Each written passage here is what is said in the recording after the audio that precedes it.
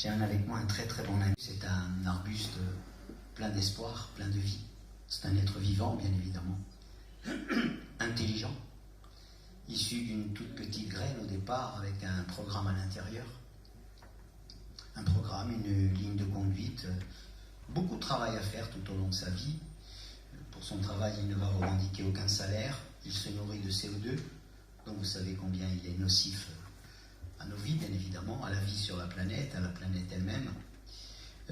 Ses pères, ses grands-pères, ses ancêtres lui ont donné plein de force et surtout une très très bonne éducation. Les Italiens appellent le peuple des arbres, ils l'appellent le peuple debout, car ils sont toujours debout. C'est le modèle de climatiseur le plus efficace, le plus durable, le moins cher au monde. Il n'a aucune consommation énergétique, il ne produit aucun déchet. Et en plus, il produit de l'oxygène, qui apparemment nous serait utile. Un homme, un être humain, respire l'équivalent chaque jour de ce que produisent en oxygène 10 arbres. Il ne tombe quasiment jamais en panne. Nous avons bien sûr dans nos maisons, dans d'autres climatiseurs, certes utiles, indispensables même en certaines occasions, en certaines circonstances. Le problème de ces climatiseurs que nous avons, c'est qu'en fait, ils augmentent le problème qu'ils les résolvent momentanément. Ils ne font que renforcer le problème, parce qu'ici, nous sommes au frais, mais à l'extérieur, nous réchauffons. Bref. Cette espèce-là, ce modèle est un modèle endémique de l'île de la Réunion, c'est un bois de nèfles. C'est une espèce généreuse. Vous savez qu'aucun scientifique au monde ne réussit encore à expliquer comment un arbre réussit à pomper de l'eau dans la terre, la transformer en sève, et la faire monter jusqu'à la dernière feuille de la cime. Alors celui-ci est très modeste pour le moment. Adulte, il mesurera 7, 8 mètres ou 6 mètres. Mais il a des compères à lui, des collègues qui mesurent 30 mètres, 50 mètres. Aucun scientifique ne sait expliquer cela. Comment fonctionne cette force? Tu lui donnes de monter la sève jusqu'à la dernière feuille de la dernière branche qui est au bout là-bas. Bien sûr, vous le savez, c'est grâce au peuple des arbres que nous avons de la pluie.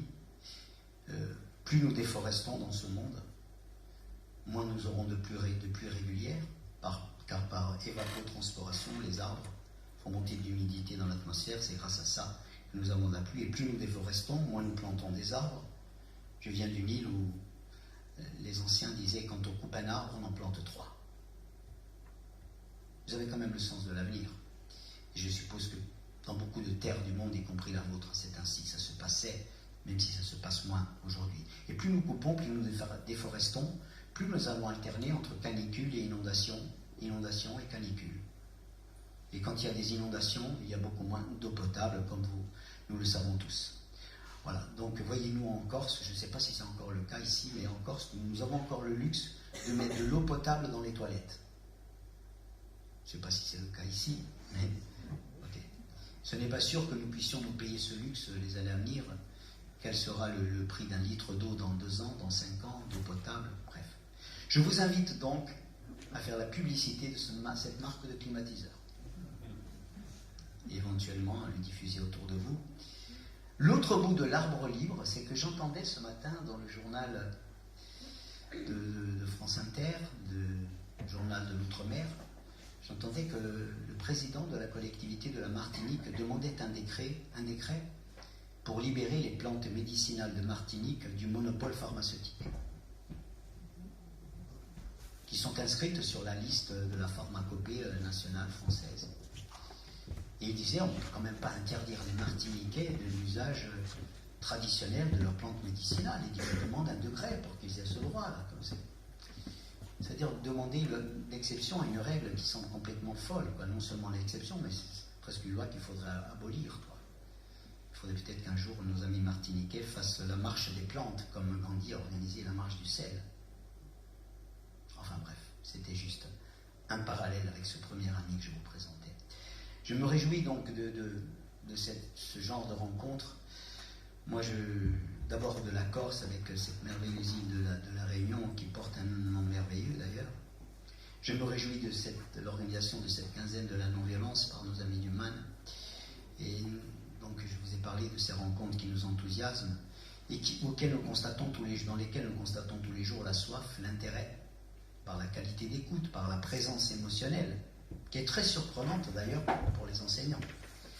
Et s'il s'agissait justement, en parlant de non-violence, de simplement nous reconnecter à notre véritable nature.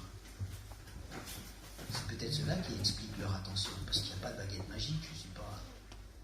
Le problème, c'est peut-être le message qui est porté, c'est peut-être ça qui fait briller leurs yeux ou les fait pleurer quelquefois.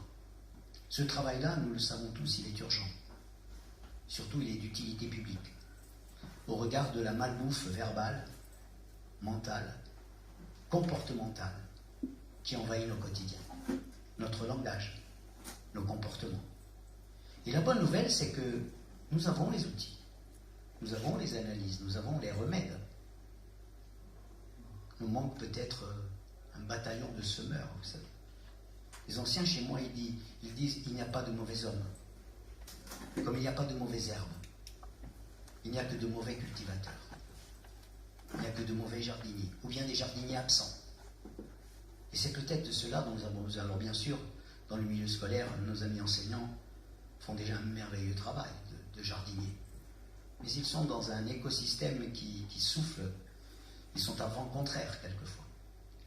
Pour autant, en vous parlant de non-violence, je viens vous parler d'une inconnue, une illustre inconnue, une dénigrée.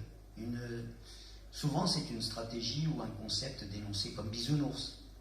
C'est une lettre au Père Noël, avec des préjugés de passivité, de résignation, de faiblesse, de lâcheté, d'inefficacité. Et c'est une inconnue que nous sommes en train de mettre sur la place publique. Inconnue et pour cause. En France, savez-vous qu'il n'y a pas encore une seule chaire universitaire dédiée à la non-violence? Elle est enseignée dans les grandes universités du monde, Oslo, Madrid, à Yale, à Cambridge, à Boston et ailleurs. Bref. En France, nous n'avons pas, ou pas encore, une seule chaire universitaire dédiée à la non-violence. Il se pourrait que cela advienne à Bordeaux. Et ainsi, la violence, elle apparaît souvent comme une vertu de l'homme fort, et la non-violence comme une faiblesse de l'homme faible, qui en plus a même tendance à pactiser avec l'agresseur. Et pourtant, voyez-vous, je crois qu'il y a une bonne santé qui est contagieuse, et la preuve, c'est cette soif et cette famine dont je parlais tout à l'heure. Si un enfant de 8 ans assiste pour la première fois à une violente bagarre entre deux adultes quelque part, dans les rues autour de nous, il va revenir vers vous affolé. Ses pulsations cardiaques sont montées à 140. Vous le voyez dans son geste, il se passe un truc là-bas. Son système nerveux est en alerte.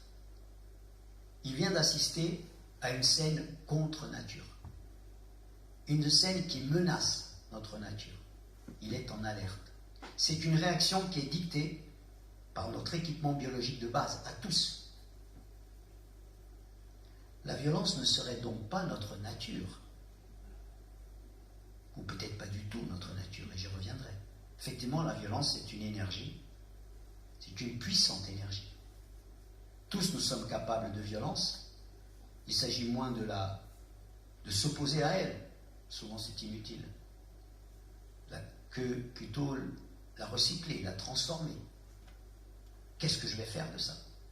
La violence est en fait une tentative de résoudre un problème, une tentative de renverser une injustice, de résoudre un conflit. Par exemple, en termes d'éducation, la fessée a souvent été pratiquée. Vous savez que la fessée, c'est très très bon pour celui qui la donne. Celui qui la reçoit, c'est pas certain que ce soit une méthode d'éducation. La violence est en fait, très souvent, une tentative malheureuse et tragique de résoudre un problème. Ne confondons pas la violence et l'agressivité. Nous sommes tous équipés pour l'agressivité. Allez toucher un bébé, agresser un bébé dans les bras de sa maman. Vous allez voir ce que c'est l'agressivité. Vous allez vous retrouver là où vous ne voulez pas. La violence est d'une autre nature. Elle est une tentative malheureuse et tragique de résoudre un problème. C'est une détresse du système nerveux. Quand elle est là, elle prend toute la place. Elle prend les commandes. On ne parle plus que d'elle. C'est comme la goutte de grenadine que je mets dans cette bouteille. C'est bon, elle a tout contaminé. On ne parle plus que d'elle. Elle fait la une. Oui, nous sommes tous capables de violence, effectivement. Nous sommes équipés pour défendre notre intégrité, celle d'un autre. Oui, tous, nous avons un volcan en nous.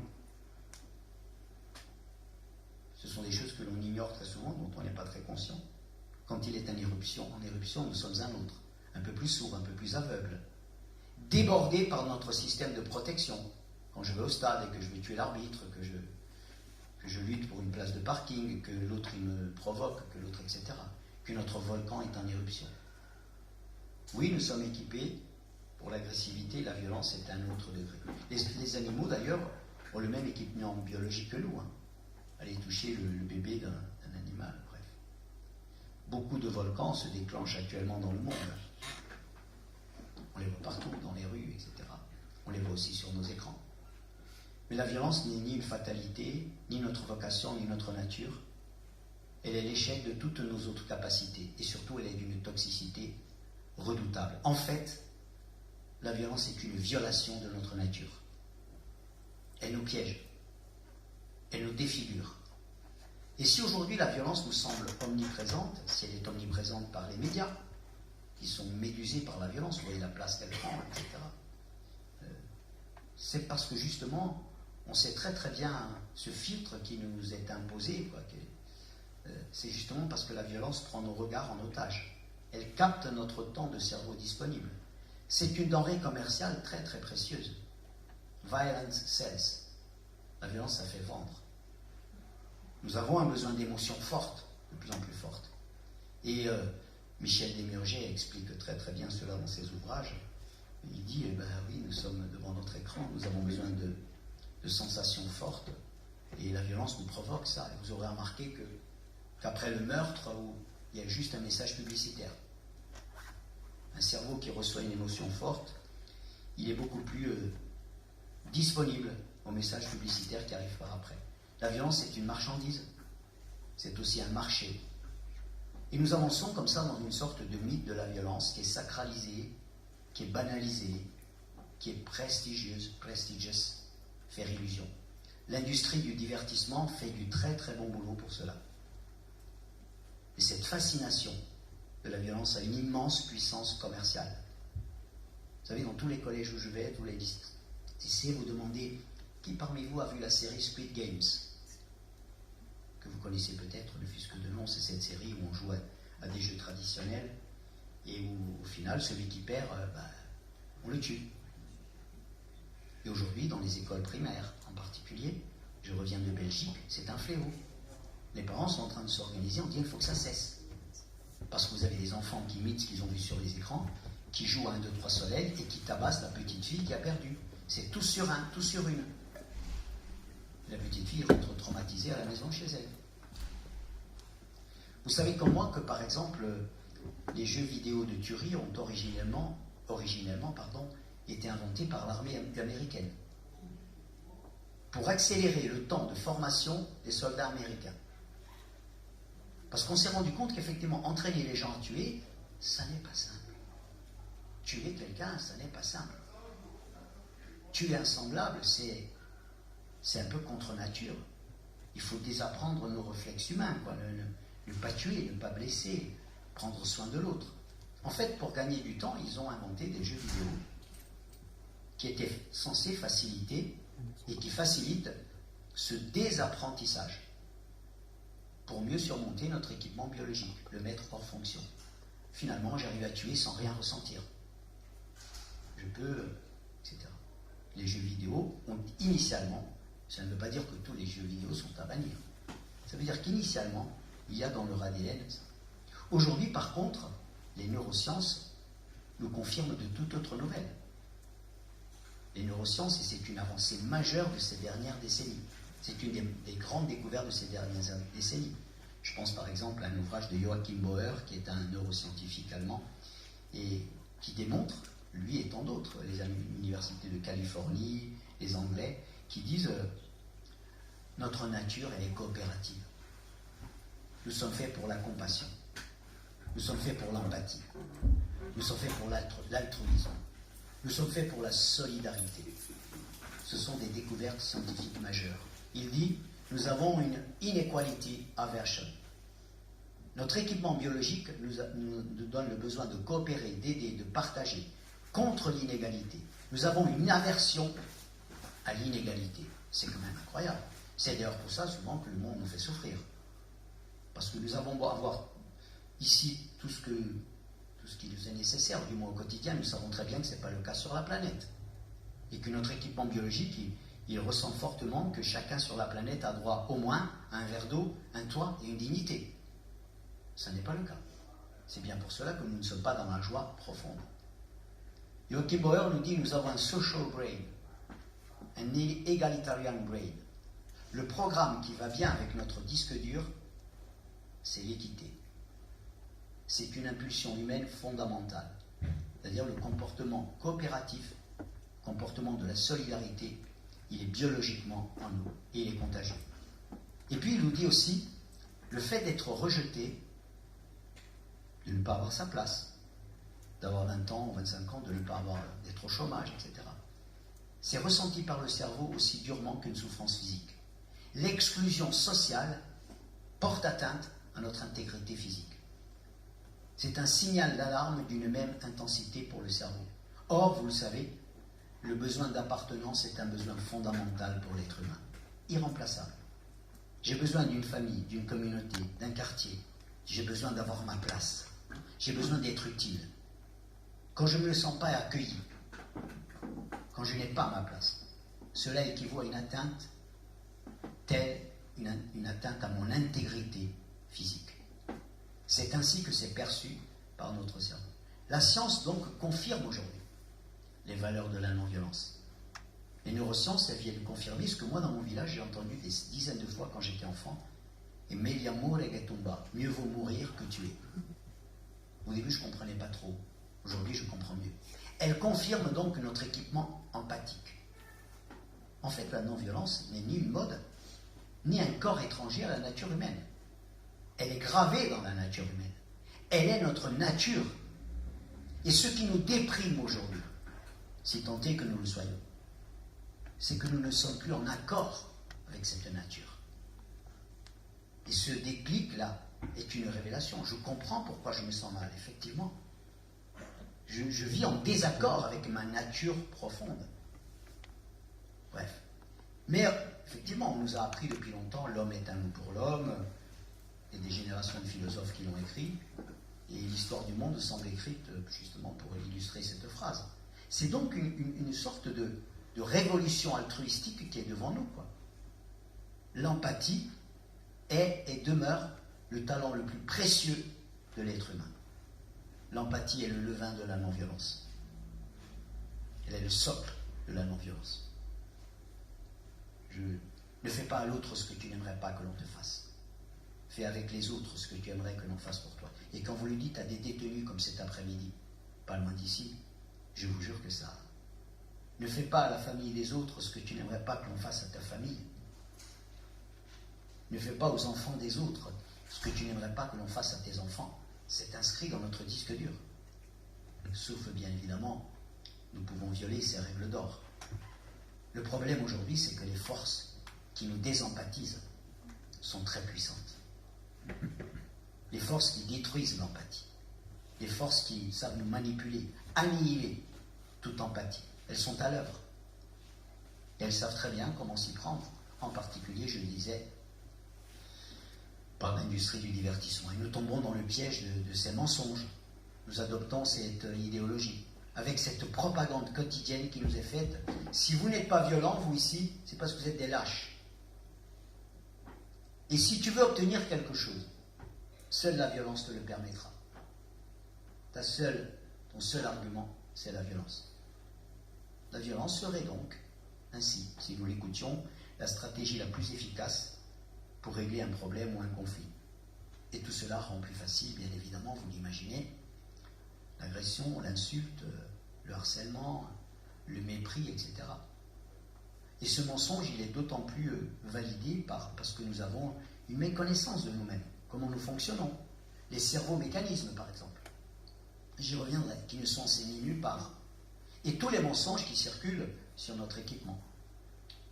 Je voulais, je voudrais pas tomber dans le piège de vous faire un exposé théorique sur ce qu'est la non-violence. Il y a suffisamment de livres, les bibliothèques sont pleines de ça. je voudrais vous témoigner de 2 petits moments vécus. 2 expériences qui illustrent comment la non-violence, quand elle se frotte aux défis d'aujourd'hui, comment elle incarne la force de cette boussole, de cet équipement de vie, dans un monde qui nous offre très souvent un équipement de mort. Et que son plus bel argument, le plus bel argument de la non-violence aujourd'hui, c'est que c'est une clé pour réussir. C'est une clé pour être heureux, c'est une clé pour réussir sa vie personnelle, sa vie professionnelle.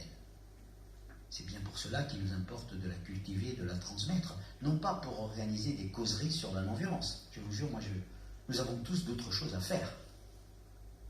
Non pas pour égrener des bonnes intentions en faisant des listes des grands principes moralisateurs, mais pour la mettre à l'épreuve des réalités. Elle nous apporte quoi? Elle nous apporte quoi? Cette boussole aujourd'hui.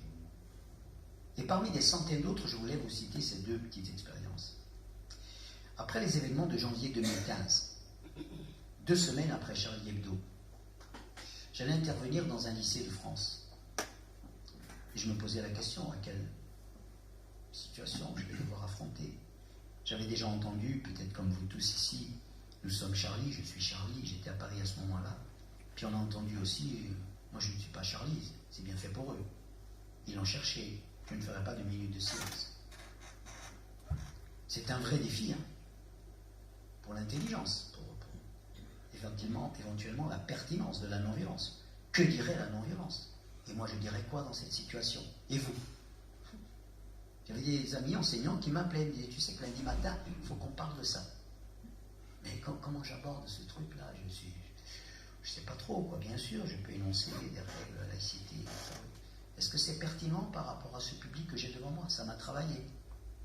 Est-ce que moi je suis capable de les joindre dans leur... S'ils le disent, c'est qu'il y a blessure quelque part. Œil pour œil, disait Gandhi, on va tous finir aveugles. C'est bien fait pour eux parce que Charlie, ils se sont moqués, vous comprenez. Comment répondre à cela? Et vous, que diriez-vous d'ailleurs? Et là, je me suis rendu compte qu'on était en plein binaire. Ma blessure contre la tienne. Je me sens blessé, je blesse. Je souffre, je fais souffrir, forcément. Et effectivement, ce jour-là, dans ce lycée où il y avait 250 élèves, le proviseur m'avait averti en me disant, vous savez, on a des tensions dans l'établissement, la minute de silence et tout ça. Bref.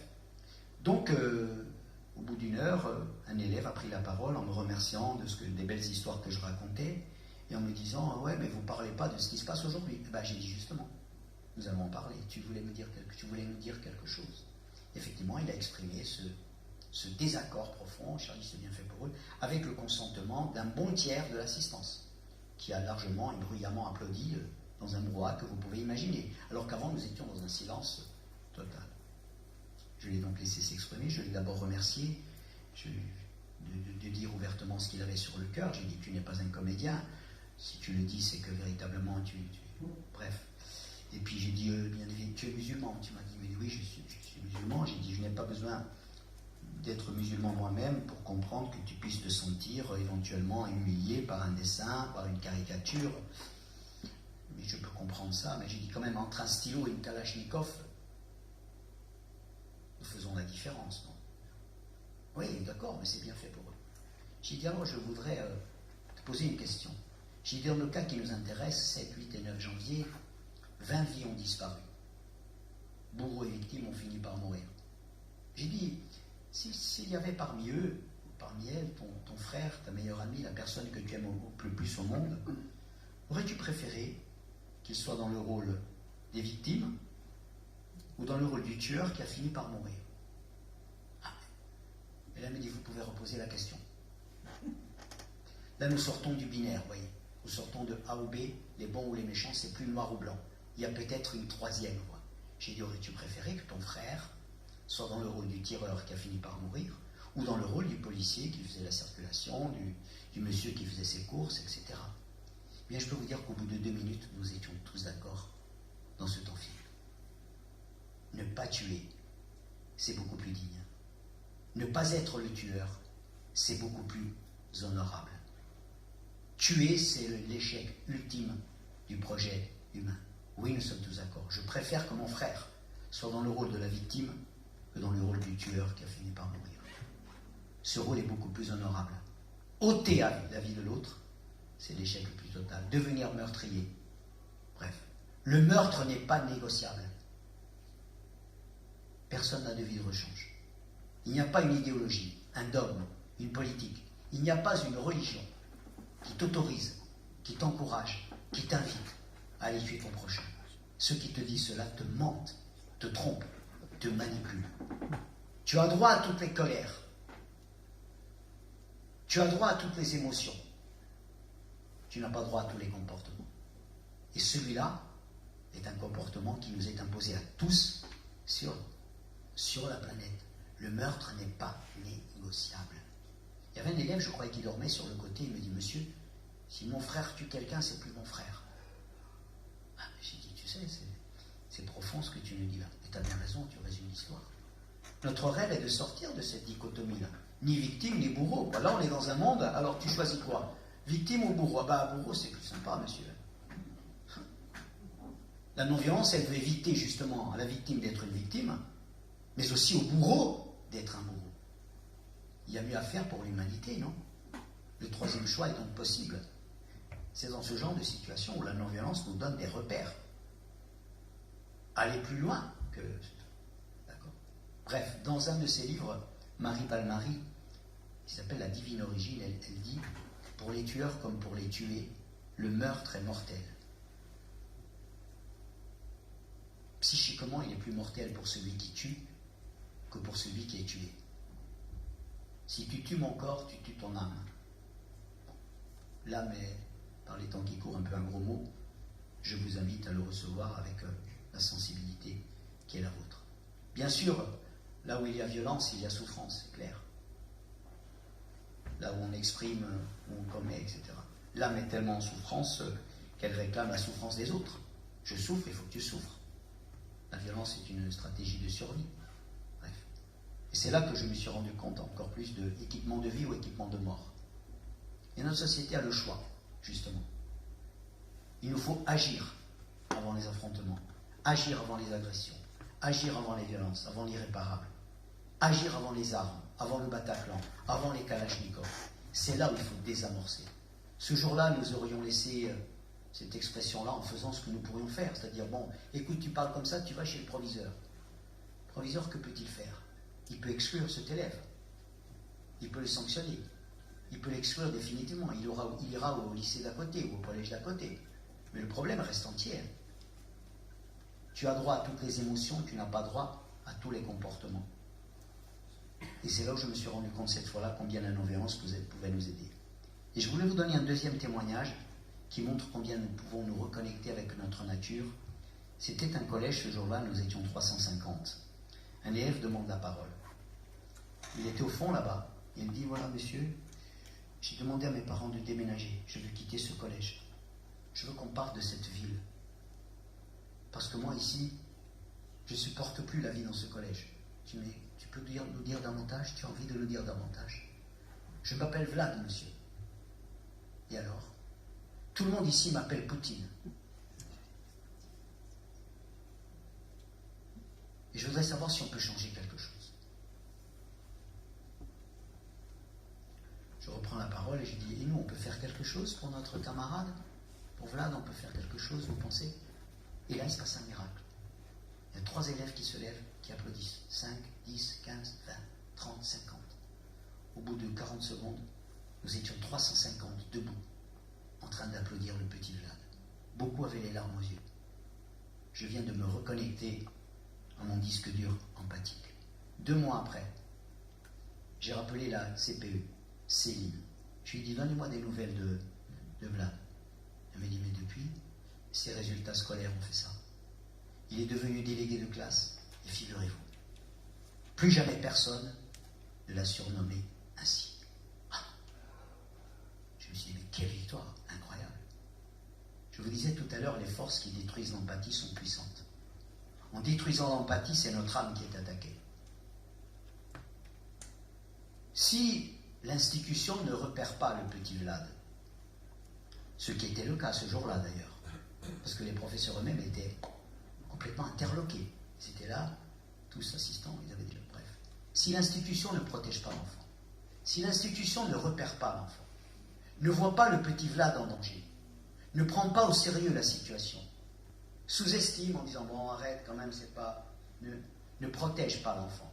Soit il devient victime, soit il devient violent à son tour. Il n'a pas d'autre choix. Soit il s'écrase ou il s'en va, il demande à ses parents. Bref, soit il devient violent à son tour. Bref, tout le monde s'est reconnecté avec son disque dur empathique. Ce qui prouve quoi? Ce qui prouve que ce n'est pas un problème d'autorité, ce n'est pas un problème de règles, ce n'est pas un problème de chef d'établissement qui n'est pas assez sévère, pas du tout. Ce n'est pas parce que le règlement dans ce lycée est un peu laxiste, non, pas du tout. C'est un problème de prise de conscience. Dès que nous prenons conscience, nous sommes capables de dire « jamais plus je te surnommerai ainsi ». Et bien sûr, tout le monde jouait à ce jeu-là, c'était incroyable. Tous les matins, comme dans beaucoup de collèges. Hein. Je ne dis pas le nombre de surnoms que j'entends dans les collèges. C'est une imagination effrénée. Incroyable. Ouais, monsieur, moi on m'appelle comme ça, moi on m'appelle poubelle, moi on m'appelle comme ça. C'est un espèce de passe sanitaire, vous voyez. Urgent.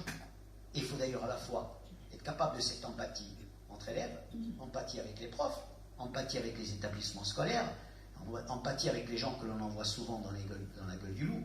Et pour absence d'empathie, je dois vous dire que par exemple, j'étais en Allemagne il n'y a pas longtemps, l'insulte la plus fréquente dans les cours de lycée allemand, aujourd'hui, c'est un mot allemand, Opfer, qui veut dire victime. Tu es ma victime. C'est l'insulte suprême. Je fais de toi ce que je veux, etc. Bref. Bien, voyez, pour nous, ces types d'expériences-là, je pourrais vous en citer des tas. Mais cette petite part de vérité valent autant et sont aussi puissantes qu'un décret de loi.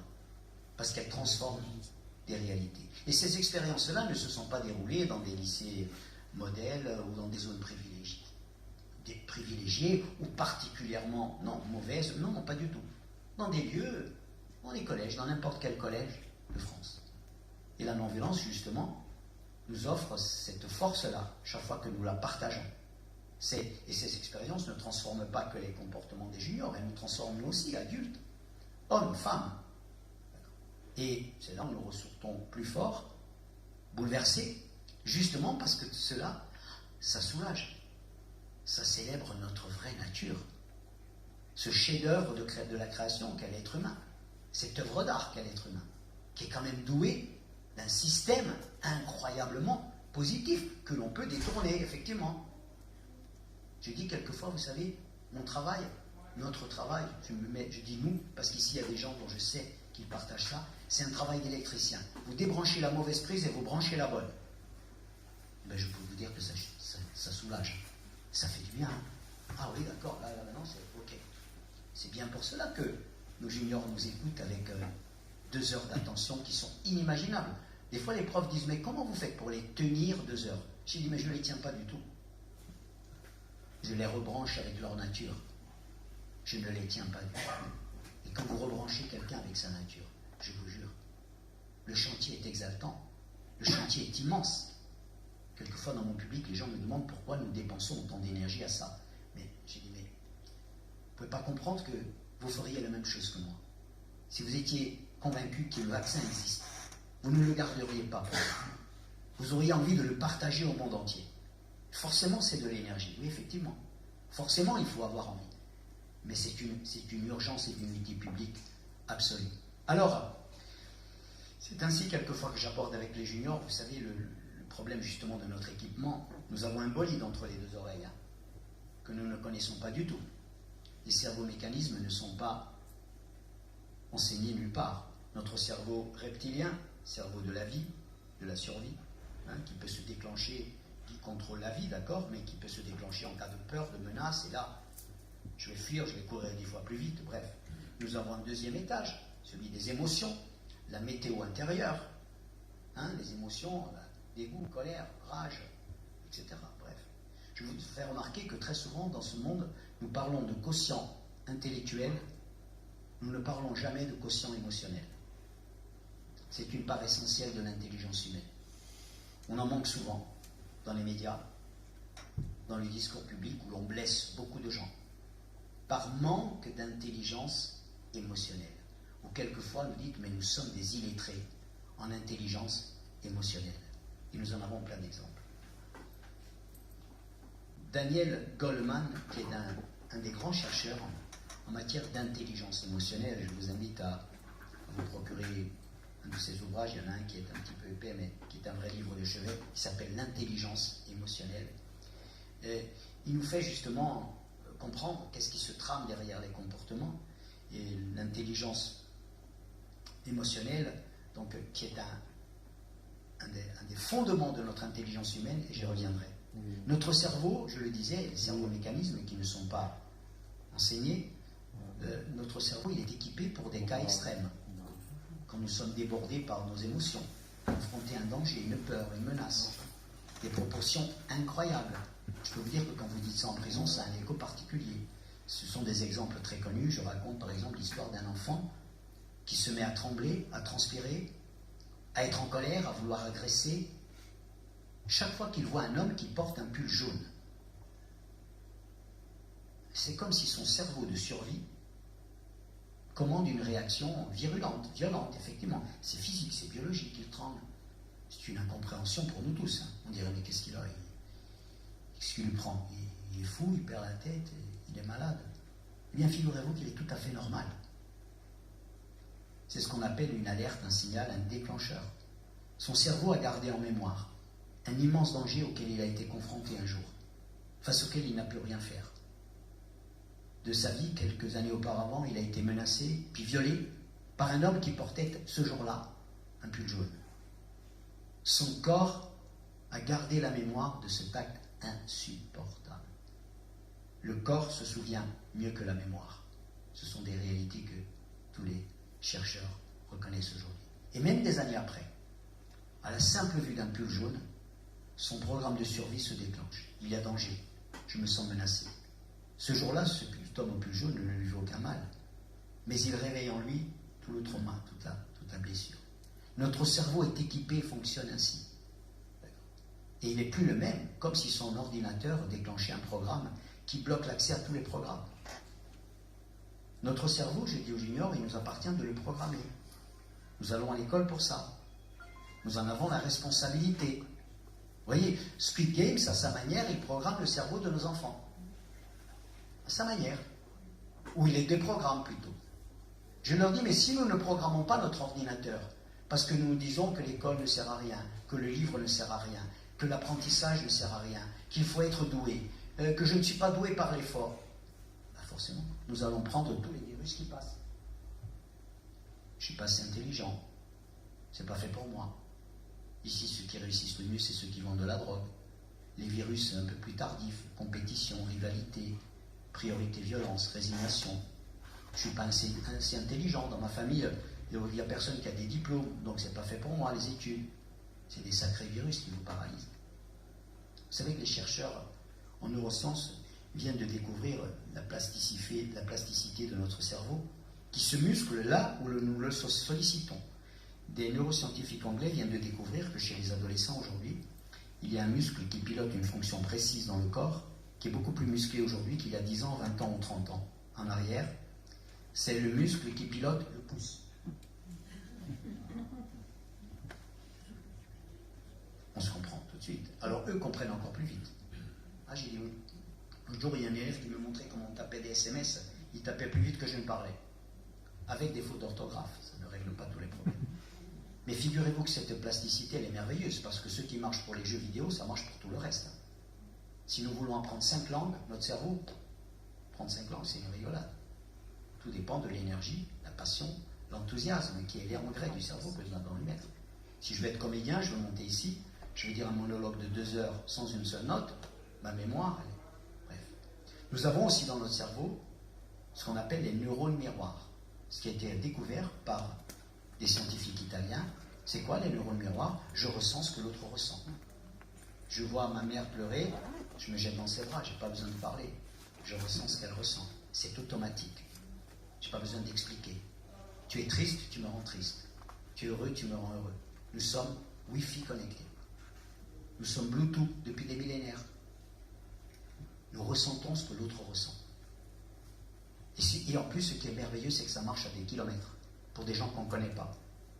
Nous savons tous aujourd'hui que En Afghanistan, des petites filles de 8 ans ne peuvent pas aller à l'école sous peine d'être torturées, emprisonnées, elles et leurs parents. Il suffit de nous connecter à cette réalité, nous ressentons quelque chose. Nous sommes Wi-Fi. Quand on voit des images en Ukraine, avec des mamans qui partent avec leur bébé, et un papa qui va faire la guerre, il n'a jamais touché un fusil, ne nous dit pas que nous ne ressentons pas quelque chose. Bref, nous sommes tous Wi-Fi. Mais on peut éteindre nos miroirs, nos neurones miroirs. Je peux mettre off. Je ne sais pas si les neurones miroirs de Poutine aujourd'hui sont vraiment on ou off. On peut les éteindre. Et bien sûr, je mets hors de fonction un système d'intelligence. On désempathise ce système d'intelligence. Et là, forcément, ça rend plus facile ce que nous pouvons voir autour de nous. Insultes, mépris, je peux apprendre à frapper sans ressentir aucune douleur, je n'ai plus aucune empathie, je ne me mets plus à la place de l'autre. Bref, je mets hors fonction ce système, bien évidemment. Ne plus ressentir ce que la victime ressent. Et pour ça, je dois désapprendre quelque chose en moi. Je dois désempathiser. Je ne me mets plus à la place de l'autre. Je traite l'autre comme un objet, une chose. Je chosifie les autres. Et ce mal-là est en train de contaminer nos comportements. Ça rend plus facile l'agression, l'insulte, le manque de respect. Nous avons, j'ai dit, des émotions qui ont un pouvoir énorme. J'ai parlé du quotient intellectuel, du quotient émotionnel. Il existe, par exemple, des tests très simples pour mesurer le quotient intellectuel. On ne mesure jamais le quotient émotionnel, qui est, je l'ai dit, une part essentielle de l'intelligence humaine. Antonio Damasio, qui est un des grands chercheurs, il dit méfions-nous quand même de nos émotions, à chaud surtout. Quand nous vivons, nous ressentons des émotions, il dit faisons gaffe. Quand je reçois, nous risquons de ne pas être très intelligents avec nos émotions. Si vous recevez un mail qui vous irrite, par exemple, je viens de recevoir un mail qui me met en colère, écrivez la réponse, mais ne l'envoyez que demain matin.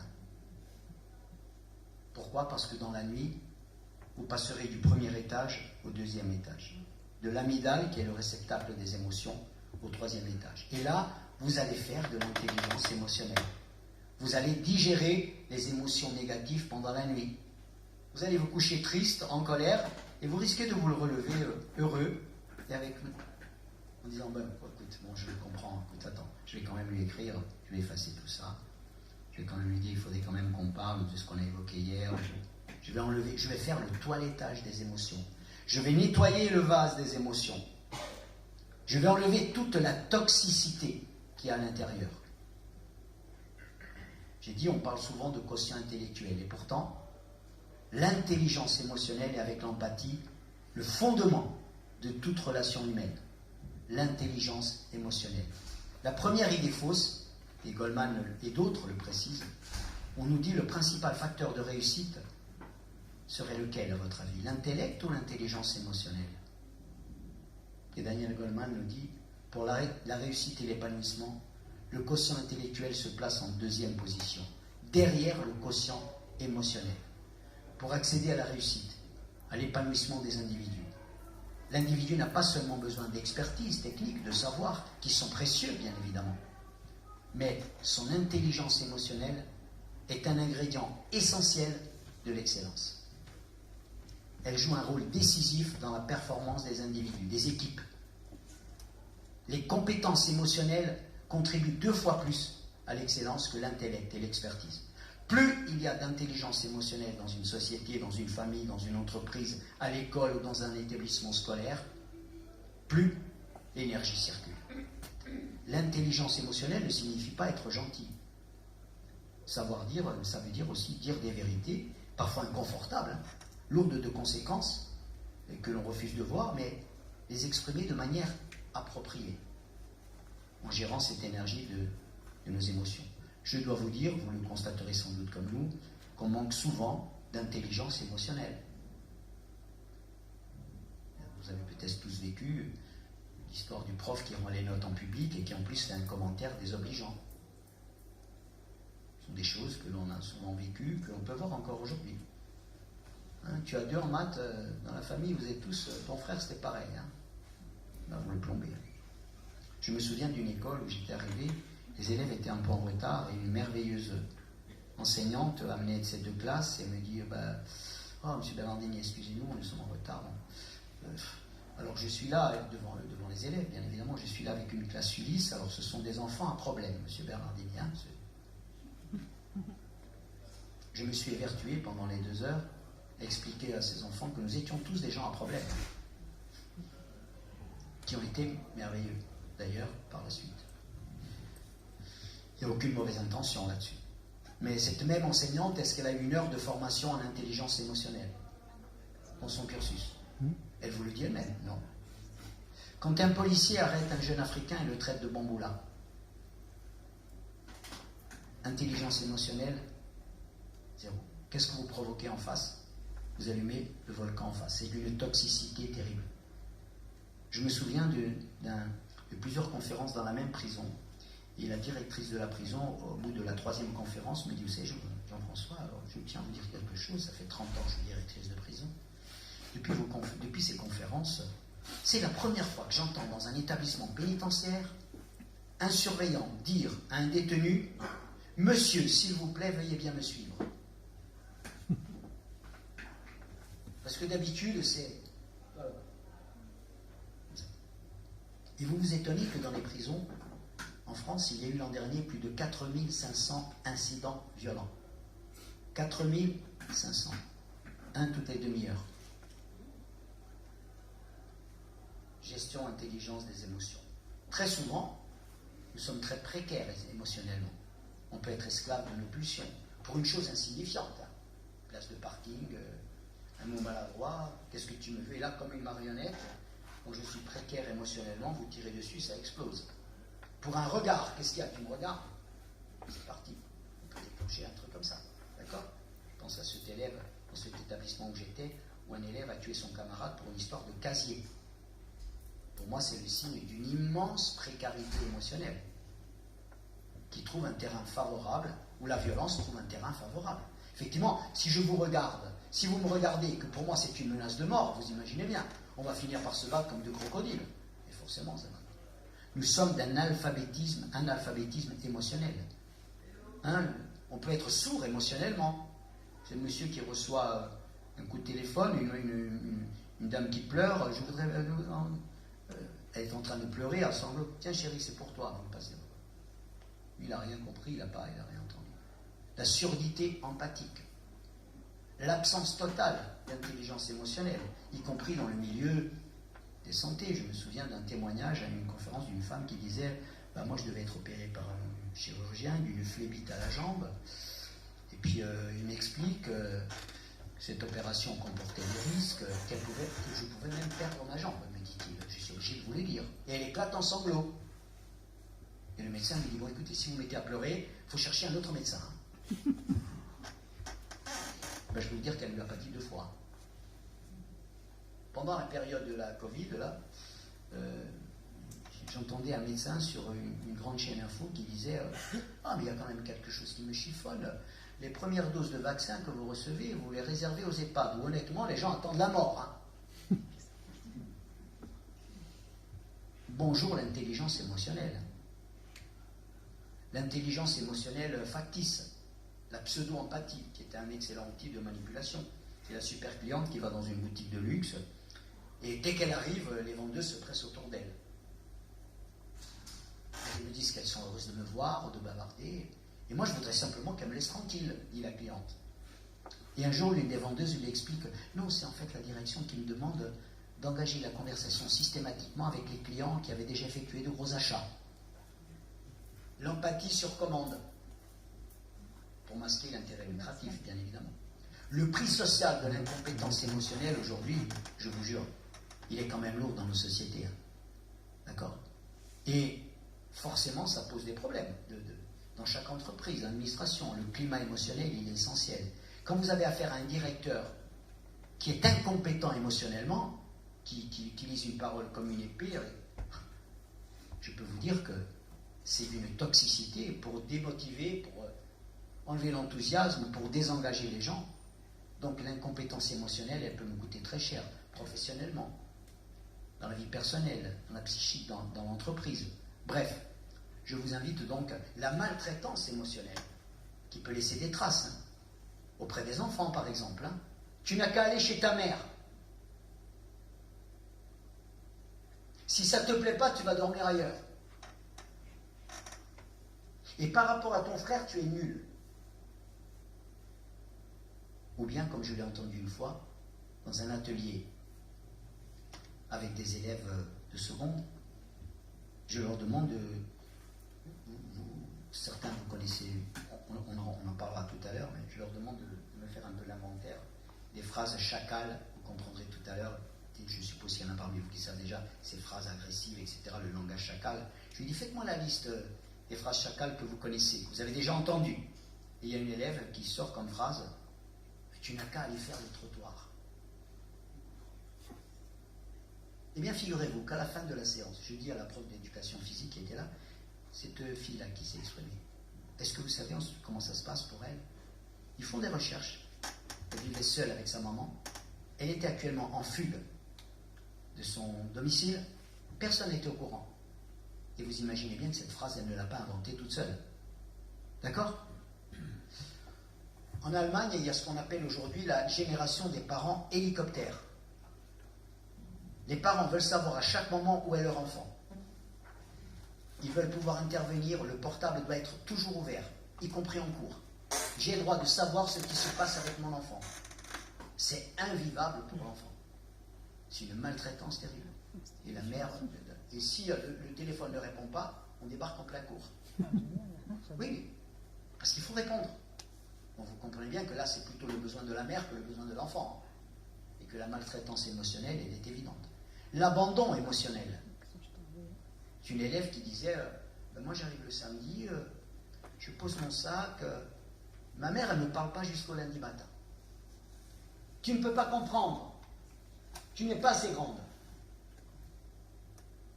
Son attente à cette jeune, c'est qu'on s'occupe d'elle, elle a besoin de abandon émotionnel. Ben, je vais me suicider, on verra ce que ça te fera. Et si la mère elle-même faisait sa propre liste des réalités qu'elle a vécues dans son enfance, personne ne blesse sans avoir été blessé lui-même, quoi. Ça ne donne aucune justification, bien évidemment. Mais est-ce qu'il existe des sparadraps pour les blessures émotionnelles, comme il existe des sparadraps quand on se blesse? Donc, je l'ai dit tout à l'heure, soyons vigilants, par manque d'intelligence émotionnelle, on peut ruiner une famille, une entreprise, une équipe, une société, et puis c'est là où la violence s'en mêle, où les conflits se multiplient. Le conflit, ce n'est pas un problème pour la non-violence. Hein. La non-violence dit, nous aurons des conflits tant que nous serons vivants, nous n'avons pas de problème avec ça. Parce que nous, dans notre tête, conflit égale violence. Alors très souvent, on le cache, on dit non, mais t'inquiète, il n'y a pas de problème. Nous avons peur du conflit. Abraham Maslow est un chercheur américain qui dit, quand vous ne connaissez que le marteau, la tentation, c'est de transformer tous les problèmes en clous. Et vous tapez sur les clous. Mais tous nos problèmes ne sont pas des clous. Vous avez déjà essayé d'enlever une écharpe dans un doigt avec un marteau. Essayez, vous allez voir les dégâts que vous faites. Bien très souvent, c'est ce que nous faisons. La fessée, c'est une solution, vous voyez. La violence que je m'inflige, que j'inflige aux autres. Et quand elle est là, ben forcément, elle empire la situation. Pour la non-violence, le conflit est une chance. Effectivement, ce n'est pas une peur. Effectivement, le conflit, ça peut être même une chance de progrès, d'établir d'autres relations entre nous. D'accord? Mais attention, effectivement, quand on souffre dans une situation, on se tord de douleur, etc., on peut devenir violent, effectivement. Un animal, il peut mordre la main qui essaie de le soigner. Hein. Marshall Rosenberg, dont je vais vous parler, il disait « Toute notre violence vient de notre manière d'attribuer nos malheurs à un autre, à des autres. Ce sont les autres qui sont responsables. Et ils méritent d'être punis. » Alors, dans la non-violence, il y a cet arbre essentiel, au cœur de la non-violence, qui s'appelle la communication non violente. Des fois, je dis entre ce que je pense, ce que je veux dire, ce que je crois dire, ce que je dis vraiment, ce que vous avez envie d'entendre, ce que vous croyez entendre, ce que vous entendez vraiment, ce que vous avez envie de comprendre, ce que vous croyez comprendre et ce que vous comprenez vraiment, il y a au moins 10 possibilités qu'on ait des difficultés à communiquer. Mais on va essayer quand même. Je vous jure, il y a une thèse de doctorat à faire là-dessus, peut-être des dizaines. La manière de se parler peut tout changer, peut fausser, peut empoisonner les relations. Marshall Rosenberg, il avait compris qu'avec les mots, on peut détruire quelqu'un. Les mots les plus anodins, hein, pendant l'enfance par exemple, hein, les regards, les réflexions, la maltraitance émotionnelle dont je parlais tout à l'heure, la toxicité du langage qui peut tout changer. Il disait, il faut une hygiène des mots comme il y a une hygiène pour notre corps. Et qu'est-ce qu'il a fait pour ça? Il a incarné cette pédagogie dans 2 marionnettes qui sont d'une puissance pédagogique incroyable. La première, c'est un chacal. Le chacal est un merveilleux animal qui se nourrit de cadavres, il est donc très utile. Sauf qu'il sent mauvais et qu'il a toujours les dents qui sortent parce qu'il vit en compagnie d'autres fauves qui le chassent, qui veulent manger la plus grande part. Marshall Rosenberg dit on peut parler comme un chacal. On peut penser comme un chacal. On peut écouter les autres comme un chacal. Nous sommes très compétents dans cette langue-là, nous la parlons tous les jours. On nous la parle tous les jours. Si ce n'est pas nous qui la parlons, d'autres nous la parlent. Et je peux vous dire que ça résonne très fort dans l'oreille de nos juniors. Le parler chacal. Et puis, il a l'autre marionnette qui est une merveilleuse girafe. Vous savez que la girafe est le quadrupède qui a le plus grand cœur au monde. Elle a aussi le plus long cou, ce qui lui permet de prendre de la hauteur. Et de dire, lève un peu la tête, réfléchis, monte au 3e étage, tu verras, etc. Nous avons le choix tous les jours entre ces 2 langues. Nous pourrions choisir l'une ou l'autre. Mais nous sommes l'un et l'autre, tout dépend des situations. Vous voyez, ma simple manière de demander un verre d'eau ici peut être très toxique. Si je dis, oh, toi là-bas, mèche folle, va me chercher un verre d'eau. Rassurez-vous, j'ai ce qu'il faut. Ma seule manière d'exprimer ce besoin d'un verre d'eau peut être très toxique. Au lieu d'instaurer un climat d'écoute pour commencer la rencontre, vous imaginez ce que je crée comme truc. Dépêche-toi, espèce d'idiot. Arrête de faire le malin, il n'y a qu'en mathématiques que tu... Bref, ça peut être catastrophique. Et si je vous dis, bon, alors maintenant ici, écoutez, vous taisez, vous la fermez, hein, je vais commencer. Hein. Et si vous n'avez pas encore vous taire, vous sortez. Hein. Catastrophe communicationnelle. Si je commence comme ça, vous imaginez bien que j'ai peu de chances de réduire. Alors là, je parle bien sûr dans cette langue-là. Si je retraduis dans cette autre langue, ce serait tout autre chose. Mon verre d'eau, c'est un vrai besoin, effectivement. Mais ma stratégie pour l'obtenir, elle est une catastrophe. Le silence, c'est un besoin. Mais ma stratégie pour obtenir le silence, bon, vous la fermez maintenant, autrement vous sortez. Hein. Forcément, ce sont des attentats relationnels. Et dans toutes les situations relationnelles, il faut s'entraîner, il faut regarder, etc. Je te téléphone, puis à un moment donné, j'entends... Comment, je te téléphone et tu bailles. Non mais, ça va pas, quoi. Je te téléphone, tu me demandes de t'appeler et tu bailles. J'observe, l'effet, c'est que, effectivement, la personne baille. J'observe. Et là, moi, mes émotions, c'est terrible. Parce que l'autre a baillé, moi, c'est mon programme de défense qui se déclenche. Je suis humilié, j'ai pas de valeur. Je t'intéresse pas, en fait. Hein. Ça t'intéresse pas ce que je te dis. Tu es mal élevé, hein, je te jure. Hein. Tu bailles pendant que je parle. C'est anodin, mais ça peut provoquer des catastrophes incroyables. Donc forcément, ça déclenche en moi une émotion. Des émotions, ça m'énerve. Ça me déçoit. Ça me blesse.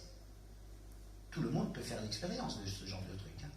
Si j'entends avec une oreille chacale le bâillement de l'autre, il me méprise, il se fout de moi.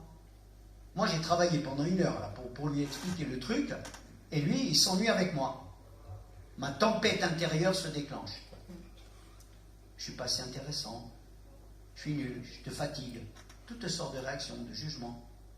Simone Veil, dans un de ses, je parle de la philosophe, dans un de ses merveilleux livres, elle dit « Tu ne m'intéresses pas ». C'est la pire des phrases que l'on puisse dire à quelqu'un. « Tu ne m'intéresses pas ». C'est terrible. Alors figurez-vous que le bâillement, c'est un message tout simple, c'est un besoin physique. J'ai besoin de repos là. J'ai besoin d'oxygène, mon corps a besoin d'oxygène. Non, quand je te parle, ça t'ennuie. La CLV nous dit non. J'observe, je ne porte pas de jugement, du style tu es nul, tu es respectueux. Parce que là, je sais que je vais entamer une escalade. Surtout, vous ne baillez pas quand je parle. D'abord, c'est terrible. Le deuxième étage de la communication non violente, assez élevé, nous dit « Je m'occupe de mes émotions. Qu'est-ce que je ressens, moi? Qu'est-ce qui se passe en moi? Je suis déçu, je suis dévalorisé. Parce que mon besoin, c'est d'être intéressant pour toi, etc. Je m'occupe de mes émotions. » Troisième point, quel est le besoin? Qu'est-ce qui est touché? Chez lui, chez moi? Mon besoin, c'est d'être en bonne relation avec toi, en sécurité. J'ai besoin d'une résonance positive. J'apprends à lire les besoins de l'autre, dit la girafe. Ah, il est peut-être fatigué ce soir. Il a peut-être sommeil, non? Tu n'as pas dormi de la nuit. J'essaie de comprendre les besoins de l'autre. Alors que si j'écoutais en chacal, j'ai envie de te raccrocher au nez, tu sais. Franchement, hein. Et là, je découvre le vrai besoin de l'autre et le mien. Moi, j'ai besoin d'être reconnu, et peut-être que toi, tu as besoin de te reposer. Et là, je passe à la quatrième étape, je formule une demande à l'autre. Écoute, tu préfères qu'on se parle demain? Hein, on fait un break, écoute, j'ai compris. Hein, tu as besoin de répit, je comprends. Hein. Puis tu veux être seul ce soir. Bon, écoute, ça va. Je formule une demande. Écoute, tu vois, quand on va parler, et que tu es fatigué, je préfère que tu me dises. Rappelle-moi demain, tu vois. Comme ça, tu m'expliques et il n'y a pas de problème. Et voyez la différence entre les besoins et les sentiments. Quand je dis amène-moi un verre d'eau, le besoin c'est le verre d'eau, mais le sentiment il est très toxique. Hein. Moi j'ai droit à tous mes besoins, mais je n'ai pas droit à toutes les expressions quand même. Je n'ai pas le droit d'insulter. Et ça se passe à table, chez nous, en voiture. Tu dégages, oh, s'il te plaît, là, je vais me garer. Ah, j'ai besoin de me garer, d'accord. Et la manière dont j'exprime, très toxique. Et là, vous partez dans l'engrenage. Voilà comme la CNV nous équipe pour mieux gérer nos émotions. J'observe les faits, quels sont mes sentiments, mes émotions, quels sont les vrais besoins, et quelle est la demande que je peux fonctionner. Donc, je finirai par là, si quelqu'un vous dit,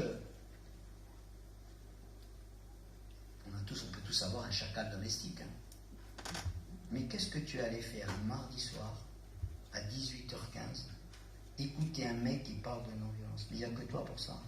Tu es vraiment nul. Ah non, mais franchement, toi, tu as du temps à perdre. Alors, toi, tu es la championne ou le champion. Tu es vraiment le plus fort. Ah, hier, toi, combien vous étiez? 3? Ah, ça ne m'étonne pas. Ils ne sont pas cons. Hein. Toi, tu es bien de perdre ton temps et ton argent. Et moi, j'entends là, je suis nul. Quoi. Le chacal domestique, il est en train de vous dire, eh bien, peut-être que si je l'écoute avec les mêmes oreilles, je vais dire, c'est vrai, je suis nul, qu'est-ce que je vais faire, etc.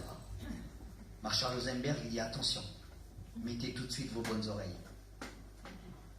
Il dit, tout jugement de chacal est l'expression tragique d'un besoin non nourri. Qu'est-ce qu'il est en train de vous dire, le chacal? J'aurais préféré que tu ailles chercher la voiture au garage. J'aurais préféré que tu prépares à manger, tu vois, parce que tu vas arriver, il est 20h30, il n'y a rien à bouffer ici. Personne n'a fait les courses. C'est ça qu'il est en train de vous dire. D'accord? J'aurais préféré que tu t'occupes d'aller chercher... Et moi, je suis là. Bien sûr, je pourrais faire le chacal comme lui ou comme elle. Hein. Mais en non-violence, on n'apprend que rabaisser l'autre parce qu'il vous a rabaissé. Pas très bienveillant, quoi. Donc, la non-violence nous dit je vais tourner les oreilles vers moi, je vais essayer de comprendre les besoins, etc. Bref. Effectivement, demander à quelqu'un qui vous parle chacal quels sont tes besoins, des fois on aura envie de lui tordre le cou. Hein. Et toi, t'en as pas marre de regarder ta série télé, là. J'arrive, t'es devant la télé tous les soirs et tu bouges. Bon. Bref. Ne plus valider le jugement du chacal, lui enlever ce pouvoir. Alors bien sûr, vous aurez remarqué autour de nous, il y a des chacals internationaux, il y a des troupeaux de chacals sur les réseaux, il y a des élèves qui vous disent, monsieur, ici, au lycée, il y a des ceintures noires chacals, puis il y a des chacals très très connus, ils sont très bien rémunérés. Vous connaissez l'origine de la création de Facebook? Ah, c'est miraculeux, la création de Facebook. Vous savez que ça a été créé par un étudiant aux États-Unis, dans une université. Dans les universités américaines existe ce qu'on appelle le Facebook des universités. C'est le livre de l'université. Il y a tous les noms de tous les enseignants avec leurs photos, tous les noms des étudiants, etc.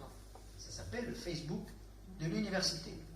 Et puis un jour, il y a un étudiant qui a été largué par sa petite amie. Et donc, il a l'idée de mettre sur Internet sa photo avec un certain nombre de commentaires désobligeants. Il en a parlé à un copain qui a dit « Attends, mais c'est super, on va faire un petit logiciel. Et on a commencé à mettre d'autres photos, en particulier de filles, de femmes, avec des commentaires désobligeants. Et puis ils ont fait ce qui à l'époque n'était pas encore à la mode, ils ont saisi, ils ont pris le Facebook de l'université, ils ont rentré toutes les données, ils ont volé toutes les données. Et là, ça a eu un succès incroyable. Tout le monde s'amusait à mettre des commentaires. Celle-ci, elle est comme ça. Celle-ci, elle est comme ça. Celle-ci, elle est libre. Celle-ci, elle est comme ça, etc. Ça a été très, très efficace, tant et si bien que les gens de la Silicon Valley sont venus voir ce monsieur et lui ont dit, on vous achète le concept. C'était très efficace, au niveau des clics et au niveau du fric. Ah, bien sûr. Plus on en mettait, plus il y avait de clics, etc. Son vrai besoin, en fait, c'était qu'il avait envie de se venger de ça, etc. Ce monsieur s'appelle Mark Zuckerberg, qui au départ, avec un comportement misogyne, sexiste, a inventé un concept qui a fait école, et dans l'ADN de Facebook, c'est ça qu'il y a.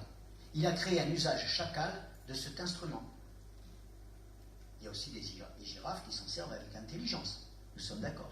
Mais il a créé un usage chacal de cet instrument, un démultiplicateur du langage chacal. Plus de clics et plus de clics. En plus, on devient milliardaire. C'est quand même génial. C'est ça qu'il y a dans l'ADN des réseaux. Donc, ne vous étonnez pas qu'on retrouve cela. Et forcément, des Zuckerberg, il y en a plein, quoi. Et donc, forcément, il a ouvert la porte à un truc. D'ailleurs, Internet est aujourd'hui, dans les réseaux, le seul pays au monde où vous pouvez ne pas montrer vos pièces d'identité. C'est quand même incroyable. C'est comme si on vous arrête dans la rue, on vous demande vos papiers d'identité, vous dites non, j'en donne pas. Je m'arrête pas au feu rouge. Ah bon?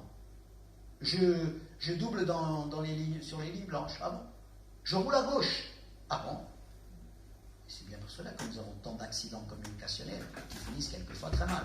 Le nombre d'enfants, le nombre d'élèves de juniors qui se sentent harcelés par réseaux interposés, je ne vous dis pas. Hein, on a décidé que Bécassine c'est une salope, ou Tartampion c'est un bâtard, et on y va. Alors bien sûr, Marshall Rosenberg nous dit, comme nous nettoyons nos mains, il faut nettoyer notre langage, les mots qu'on utilise. Et la meilleure nouvelle, c'est que plus on est dans ce langage-là, plus on a des relations de qualité, plus on a une meilleure vie personnelle, et mieux on réussit sa vie professionnelle. C'est incroyable. Plus on est là, c'est ce langage de la bienveillance. Et dans 5, 10 ou 20 ans, le plus tôt possible, tout le monde saura que le virus du langage chacal empoisonne nos vies. Il empoisonne l'humanité. Alors, comme Marshall Rosenberg, il s'était arrêté à ces 2 marionnettes, j'ai voulu aller faire évoluer un petit peu plus.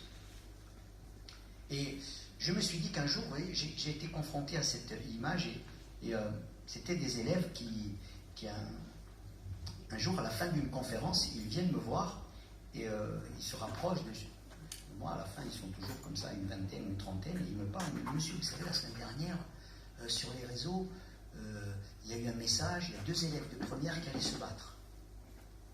D'abord, derrière l'immeuble des 45, monsieur, à 17h30. Ben, on a été, monsieur, ils se sont battus. Mais nous, monsieur, on n'était pas chacal. On a regardé, mais après, les pompiers sont arrivés et tout ça, monsieur. J'ai dit, mais est-ce que vous croyez qu'être au courant d'une bagarre entre 2 camarades, 3 jours avant, garder l'information pour soi, ne rien dire, c'était pas un combat de boxe avec un arbitre, hein. C'est une bagarre de rue, où tout est permis. Je peux sortir un putain de truc. Est-ce que vous croyez que c'est si responsable que ça? Est-ce que vous croyez que c'est si girafe que ça? Prenez conscience. Vous n'avertissez pas. Et c'est là où je me suis dit, voilà un autre type de comportement qui est en train de se généraliser, qui est le comportement du petit mouton. Qui suit la marche, qui dit, bon, on ne peut rien faire, puis moi je ne sais pas trop quoi faire. Le mouton, il n'est pas méchant, rassurez-vous. Le chacal non plus, d'ailleurs. Et donc je vais, j'assiste, j'accompagne, bon, oui, d'accord. Sauf que le mouton, il ne rend pas vraiment service, quoi. Il nous fait prendre des risques, d'abord à ces 2 personnes, mais également à notre société, à nous, quoi. Ce comportement-là est un travers qui... Le harcèlement progresse, justement, parce que l'école est un corps sociable faible. Si c'est toi qui as agressé, ben nous tous, on s'en fout. C'est elle qui a agressé, qui a harcelé. C'est pas notre problème. Plus personne ne fait tiers. Le tiers est une notion importante en non-violence. Je ne m'occupe plus de l'affaire des autres, c'est elle a qu'à se débrouiller. Et les harceleurs laissent croire que nous sommes tous d'accord. Et le crocodile, il triomphe dans toutes les classes où il a envie d'exercer. C'est bien pour ça que le harcèlement progresse. Mais dès que vous dites, à des enfants, mais tous nous devons être capables de dire non. L'autre jour, un élève dans une conférence m'a dit « Monsieur, il faut qu'on apprenne à ouvrir notre gueule. » J'ai dit « Ouais, tu peux le dire comme ça, si tu veux. » Effectivement, il y a des fois, il faut savoir crier non. On n'est pas d'accord. Et la non-violence, elle nous invite à ça. À avoir ce courage. Pas un courage seul, pas un courage avec plein de spectateurs autour pour être le héros. Un courage collectif de tous dire « Nous ne sommes pas d'accord. Nous ne sommes pas d'accord. » Et là, nous ferions, je vous l'ai dit, reculer le harcèlement qui bouleverse les vies scolaires, les destins, etc. Bref, ce jour-là, alors je leur donne comme exemple d'attitude mouton internationale, je leur cite l'exemple de George Floyd, ce citoyen noir américain qui se fait arrêter par la police américaine, dont on connaît quelquefois les dérives racistes, puis on l'arrête, et puis on le menotte, on le met au sol. Et il y a 3 policiers blancs qui sont là, et puis il y en a un qui a la fâcheuse idée de lui mettre le genou ici, quoi. 95 kilos, il pèse, il lui met le genou ici. Et l'autre, pendant 9 minutes 49 secondes, il n'arrête de dire I can't breathe, I can't breathe, I can't breathe. Je ne peux plus respirer. Puis au bout de 9 minutes 49 secondes, il tombe dans le coma, on l'amène à l'hôpital, il décède. Ce qui est terrible, c'est son attitude à lui, bien évidemment. Le policier n'est qu'un citoyen en uniforme. Il est là pour protéger le citoyen. Ça, c'est déjà gravissime. Mais ses collègues autour, il n'y en a pas un qui a la lucidité, le courage. Le truc de dire au dégât, j'étais en train de tuer un mec, là, pour un billet de 20 €, mais ça va pas ou quoi? La seule qui n'a pas été dans l'attitude mouton, c'est la femme du policier en question. Le lendemain, elle a demandé le divorce. Et je ne peux plus vivre avec quelqu'un. Et voyez donc cette société d'attitude mouton qui se généralise, etc., cette absence de tiers, peut faire de notre société justement une société dangereuse, quoi, d'une certaine manière. Alors, bref, j'ai fait un petit peu ce parcours-là. Je ne sais pas si peut-être vous avez envie de poser quelques questions ou de me laisser continuer encore un peu, mais si vous voulez, on peut dialoguer à partir de ce moment-là, et puis après peut-être j'ajouterai un petit autre chose sur d'autres dimensions de la non-violence. C'est comme vous le voulez. Moi je suis à... Est-ce que vous avez envie il y a quelqu'un qui aura envie de parler ou de dire quelque chose éventuellement?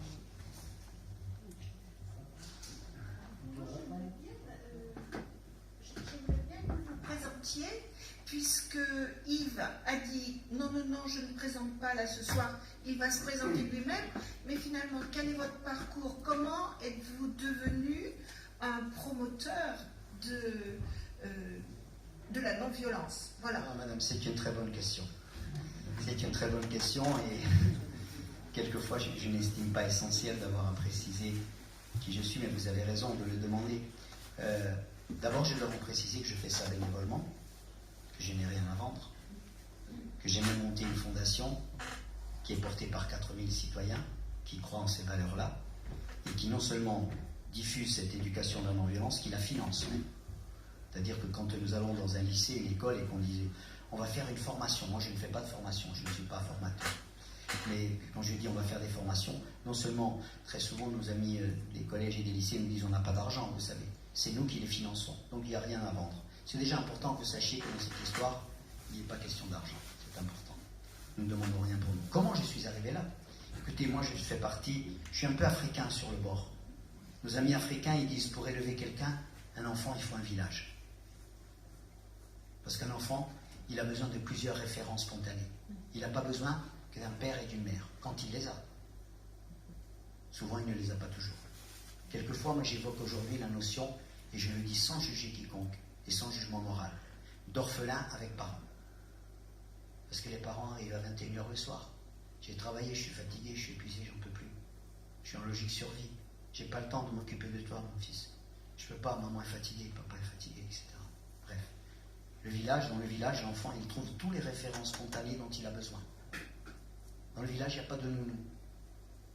Il n'y a pas de cantine. Quand les parents ne sont pas là, il va manger chez le voisin. Ou dans le quartier aussi. Peut-être un quartier. Il y a encore des quartiers comme ça, qui ont un écosystème bien vivant. Donc je suis un peu africain. Et j'ai grandi dans ce genre de village, madame, où j'ai entendu très tôt, je vais mieux quand tout le monde va mieux. C'est un programme politique. Je vais mieux quand tout le monde va mieux. Et le monde aujourd'hui nous apprend l'envers. Je vais mieux quand je suis là-haut, le plus fort, le plus riche, etc. Et puis, j'ai entendu très tôt, Mieux vaut mourir que tuer. J'ai grandi dans un village où j'ai pas vu une bagarre entre deux adolescents de toute mon enfance. Et je viens de Corse. Un Corse qui parle de non-violence, c'est canal inattendu. Allez vous le dire. Ah non, mais je vous le dis. Mais j'ai pas vu une arme dans mon village, j'ai pas vu un comportement violent. Et j'entendais dire par les anciens, mieux vaut mourir que tuer. Et ça m'a marqué, ça m'a. Et puis, je viens de Corse, je vous l'ai dit, qui est une île qui est tombée dans le piège de la violence, avec une cause noble à défendre. Mais dès que la violence s'en mêle, c'est bon, on ne parle plus que d'elle. Et puis après, il y a les dérives de la violence. C'est une inflation, on peut tuer un préfet, on peut tuer un truc, etc. On va en prison, et puis on se tue entre soi, etc. La violence, c'est terrible. Comment elle peut nous embrigader dans son tourbillon, etc. Donc ça, je le vis, je l'ai vécu. Et c'est là où j'ai essayé de m'équiper encore mieux pour dire, mais comment on fait pour résister à tout ça? Comment on trouve dans une société des moyens nobles pour défendre une cause noble? Eh bien, aujourd'hui, il y a des causes nobles à défendre en ce moment. L'éducation est peut-être la plus noble de toutes. L'école est le dernier rempart. C'est peut-être le seul endroit pour des enfants où ils trouvent des adultes responsables. Où il y a des limites. Non, tu éteins ton portable pendant le cours. S'il te plaît, tu arrives à l'heure. Tu respectes le cadre. S'il te plaît, on a piscine aujourd'hui, tu fais piscine, ok? Etc. Il y a éducation physique 3 heures par semaine. S'il te plaît, tu n'as pas de contre-indication médicale. Notre corps a besoin de 45 minutes d'éducation physique par jour. Nous faisons éducation physique. Et c'est encore très peu. Voilà ce qui m'a porté à la non-violence. Et ce qui me porte aujourd'hui là-dedans, c'est le sentiment que ce vaccin existe. Et que quand vous trouvez le vaccin, que vous dites, mais c'est fabuleux ce qu'on peut faire avec ça. Mais vous n'avez pas envie de le garder pour vous, madame. Et vous feriez la même chose que moi. Tous ici, nous ferions la même chose. Et je suis sûr qu'à votre dimension, vous le faites aussi. Et moi, j'ai le sentiment que mon métier, à la fois, je ménage des périodes. Là, je ne suis pas en concert, je suis en concert la semaine prochaine. Et je me dis, bon là, déjà, on a des demandes comme ça, oui, tous les jours. De conférences, de formations, dans des prisons, des collèges, dans des lycées. Vous dites, mais il y a des gens qui me demandent depuis 3 ans, mais il faut absolument que j'y aille. Et puis des fois, on vous appelle en moment de crise. Il faut que vous veniez absolument. On vient d'avoir à Metz-sur-Seine un enfant qui a été tué, un adolescent qui a été tué à l'arme blanche devant le collège. Il faut essayer de venir, il faut qu'on mène des actions. Et voyez, certains vous diront, mais quel est le remède miracle? Il n'y en a pas. Le remède miracle, c'est la prévention, c'est le jardinage, c'est les semailles. Nous n'avons que cette réponse-là. Ceux qui vous disent, on attend le jour... non, on attend la solution. Il n'y en a pas. C'est le bottom-up. Il faut que ça pousse d'en bas. Et plus nous serons convaincus les uns et les autres que l'éducation à la non-violence est une urgence, qu'il faut absolument la semer. Je pourrais vous poser une question, madame, et je vous la pose à tous. Qui investit dans la non-violence aujourd'hui? Qui investit dans la non-violence? C'est un truc qu'on met à la une? C'est un truc dont on parle? C'est un truc qu'on valorise? Pas encore. Ça viendra. Mais ce que je peux vous dire, c'est que sur le terrain, il y a une soif. Il y a une famine. Je viens de le constater à La Réunion. Par l'écoute, par l'attention, par la motivation, par les professeurs qui prennent des contacts, qui disent il faut qu'on fasse des formations, il faut qu'on fasse des trucs, il faut s'équiper. Et ça, c'est merveilleux, oui. Parce que nous avons une chance, nous ne sommes pas en dictature. Et il faut se passionner pour les solutions. Et on a beau nous infliger tous les jours la pathogénèse, vous savez, la violence, le truc, les statistiques, les chiffres, vous vous rendez compte, etc. Non. Moi, cette pathogénèse, je ne l'écoute plus. On a compris. C'est bon, on les connaît, les chiffres. OK? Et en France, aujourd'hui, il y a 18 interventions par heure pour des violences intrafamiliales. Et je ne parle pas de ceux qui n'appellent pas. C'est-à-dire peut-être 10 fois plus. D'accord? En France, aujourd'hui, ces 5 dernières années, il y a eu 600 féminicides. 1 tous les 2 jours et demi. Je vous jure que les juniors, quand ils entendent ça, déjà féminicide, c'est un mot qu'ils ne connaissent pas. J'ai dit, pourtant, vous êtes tous électroniqués, non? Ah, ça n'arrive pas à vos oreilles. Non, bien sûr, parce qu'on s'amuse à les divertir en permanence. Et à ne pas les focuser sur l'essentiel. Et il y a des choses qui me mettent très en colère, effectivement. Quand je leur dis, vous savez que la Fédération française de cardiologie vient de publier une étude comparative sur les jeunes de 9 à 16 ans entre 1980 et 2016, ils viennent de révéler que les jeunes entre 9 à 16 ans ont perdu 25% de leur capacité cardiovasculaire. Faire un effort durable. En 1980, un enfant mettait 3 minutes pour courir 800 mètres. Aujourd'hui, il met 4 minutes et beaucoup n'y arrivent pas. Je cours 150 mètres et je suis asphyxié.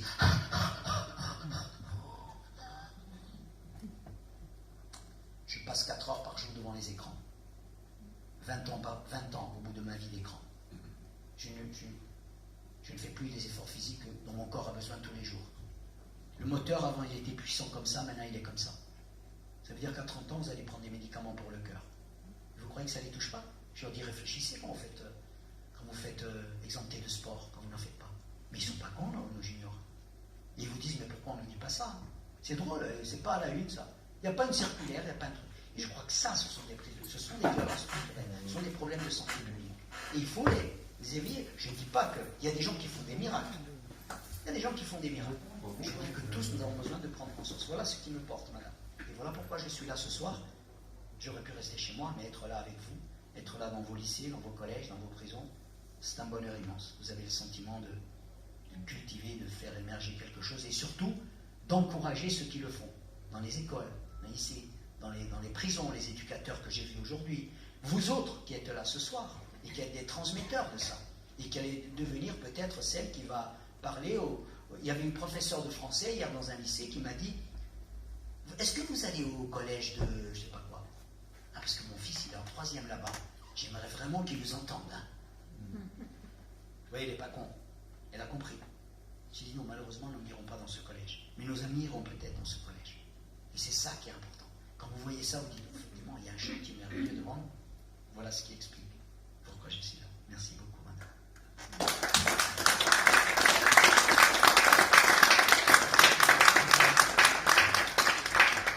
Et bien sûr, avec Aumônier, nous organisons des formations.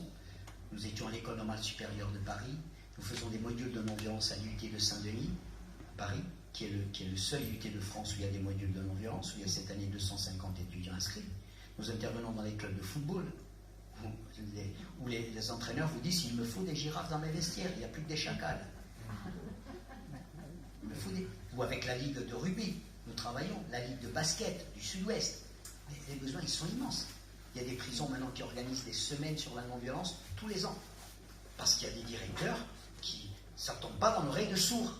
Et ils disent, mais je vais m'y mettre, on va faire des choses, vous allez revenir, on va faire venir des formatrices. Et là, je peux vous dire que nos amis surveillants, ceux qu'aujourd'hui on forme en 4 mois, 4 mois pour être surveillant de prison, vous croyez que c'est un temps suffisant pour former quelqu'un qui va gérer ses tensions et ses souffrances? Franchement. Parce que c'est dur, hein? Et 4 mois, c'est... Donc, quand vous leur donnez les outils, quand ils prennent conscience de ça, quand ils prennent conscience... Je suis sûr que ça fait un bien fou. Hein. Est-ce qu'il y a d'autres... Oui, moi j'avais une question. Je pense pas avoir besoin de Petit instant, j'arrive. On vient en hélicoptère, en drone, madame.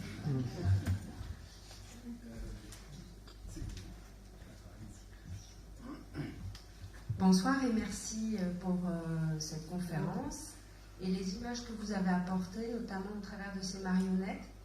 Je voulais savoir si vous aviez des retours d'expérience d'enseignants, peut-être même de parents, voire même de personnes qui s'occupent d'adultes, sur l'utilisation de marionnettes au titre de leur profession ou au titre de leur gestion de famille. Vous savez, je dis à chaque fois qu'on finit une conférence avec les juniors, ne partez pas d'ici en disant c'est génial ou c'est nul. Vous avez le droit de dire que c'est nul. Vous pouvez me dire que vous n'êtes pas du tout d'accord avec moi, parce que les lycées, ce sont des lieux où l'on apprend le désaccord. Et on ne se tape pas dessus, quoi. Mais je leur dis, je voudrais juste que vous sortiez d'ici, même s'il y avait une petite graine que vous jugeriez utile, c'est de la porter chez vous à la maison. Mais des fois, vous êtes drôlement surpris. Parce que je peux vous dire que le chacal et la girafe, je connais beaucoup de proviseurs qui disent maintenant j'ai ça dans mon bureau. Je connais des élèves qui m'ont dit, monsieur, j'ai noté toute ma conférence ce soir, je fais la conférence à ma mère. Et maintenant j'ai compris comment il faut parler à mon père qui est alcoolique. J'ai compris comment il faut parler. Et donc dans les entreprises, bien sûr ça semble ludique tout ça, mais c'est d'une puissance pédagogique incroyable. Et il ne s'agit pas de traiter les autres de chacal, non. Il s'agit de donner à chacun une petite balance. Vous voyez, pour savoir où nous sommes. Et le nombre d'enseignants qui dit, vous savez, depuis que j'ai fait ces formations, je ne suis plus la même enseignante. Je n'enseigne plus de la même manière. J'ai compris, moi aussi, un enseignant, il a envie de bien faire. Il a envie que ses élèves aillent vite. Il a envie d'avoir des résultats. Il est là, il est passionné. Mais très souvent, le pauvre, Combien d'enseignants j'ai trouvé qui disent mon métier c'est de parler à des gens qui ne m'écoutent pas? C'est difficile, hein? Je vous jure. Et qui à un moment donné, j'ai eu des exemples où après des conférences comme ça, un professeur d'espagnol qui devait demander sa démission, son changement d'établissement, arrive le lendemain chez le proviseur et dit « Madame Dormois, mes élèves ont été touchés par la grâce. Mais la grâce, c'est pas moi. La grâce, c'est qu'ils ont entendu quelque chose comme pour le petit Vlad. Ils ont pris conscience que la personne qui est là, c'est pas un automate, c'est pas un robot, c'est un être humain qui pourrait être ton père, ton frère, ton... Et tu ne vous rendez pas compte l'écosystème que vous créez là, qui est négatif, qui est méprisant, qui est... Je prends conscience. Donc, vous dire les impacts, mais je peux vous dire que si je n'avais pas mesuré et touché du doigt ces impacts, je vous jure que je resterais chez moi. Parce que j'ai beaucoup de choses à faire. Et j'aime bien être avec mon piano et ma guitare, et mes oliviers, et les gens de mon village, et plein de choses. Mais quand vous mesurez ça, vous dites, mais c'est urgent, il faut le porter.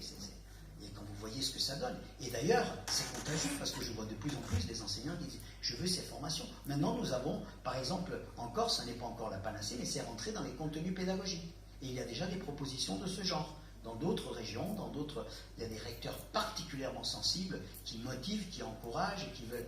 Et ça, c'est merveilleux, quoi. Et je pense que dans votre région, il y a tous les ingrédients pour le faire, pour le promouvoir. Et la Réunion n'est pas une exception en termes de je ne sais quoi. C'est pas ça le problème. C'est qu'aujourd'hui, des fois, dans les lycées, les chefs d'établissement disent mais on n'a pas de problème de violence. J'ai dit mais là n'est pas la question. Vous êtes en train de construire le citoyen de demain. Le citoyen de demain, il aura des conflits dans sa famille, dans son entreprise, dans sa vie sociale, politique, il aura envie. Et qu'est-ce qu'il fait? Qu'est-ce qu'on lui donne vous lui donnez comme outil, comme repère, pour gérer le conflit? Le marteau? Ok, donnez-lui le marteau, qu'est-ce que vous voulez que je vous dise? Et là, donc, il y a une résonance incroyable. Donc c'est un outil. Vous savez, il y a des armes de destruction massive, il nous faut des armes d'instruction massive. Et ces armes d'instruction massive, nous devons, dans l'alliance avec l'école, qui est un rempart merveilleux, dans l'alliance avec la société civile, avec les connaissances que nous avons aujourd'hui en 2022, nous avons tout pour mieux réussir. Le monde enseignant a très souvent le sentiment d'être un peu dévalorisé, de ne pas avoir la formation continue qu'il mérite, de pas... Bien, voilà, il ne faut pas juger, il faut juste dire, mais on peut apporter des choses, on peut apporter de l'eau à votre moulin. Et là, c'est merveilleux. Je connais des enseignants, vous savez, qui ont fait des formations le samedi, quand ils n'ont pas cours. Qui sont venus, qui viennent, et qui disent non mais bon, je sais que c'est pas encore possible, ça viendra. Et c'est ça qu'il faut, vous voyez. Nous passionner pour les solutions. Moi c'est ça qui m'intéresse. Passionnons-nous pour les solutions. Sortons de la pathogénèse et allons dans la salutogénèse. C'est ça dont nous avons besoin. Il ne s'agit pas que de revendiquer, de demander, bien sûr il faut revendiquer, il faut demander, mais il faut faire. Et je crois que c'est ça qui nous passionne. Et quand on fait, je vous jure, on transforme un peu le monde. Est-ce qu'il y a quelqu'un d'autre? Patricia. Ah, si vous désignez les gens. Ah oui, ça marche. Si vous les désignez. Ça marche comme ça ici, c'est pas ça qui désigne. Des fois, il faut être directif. Vous avez raison, mais Patricia, je ne sais pas ce qu'elle en Bon, pense. Alors c'est Christophe.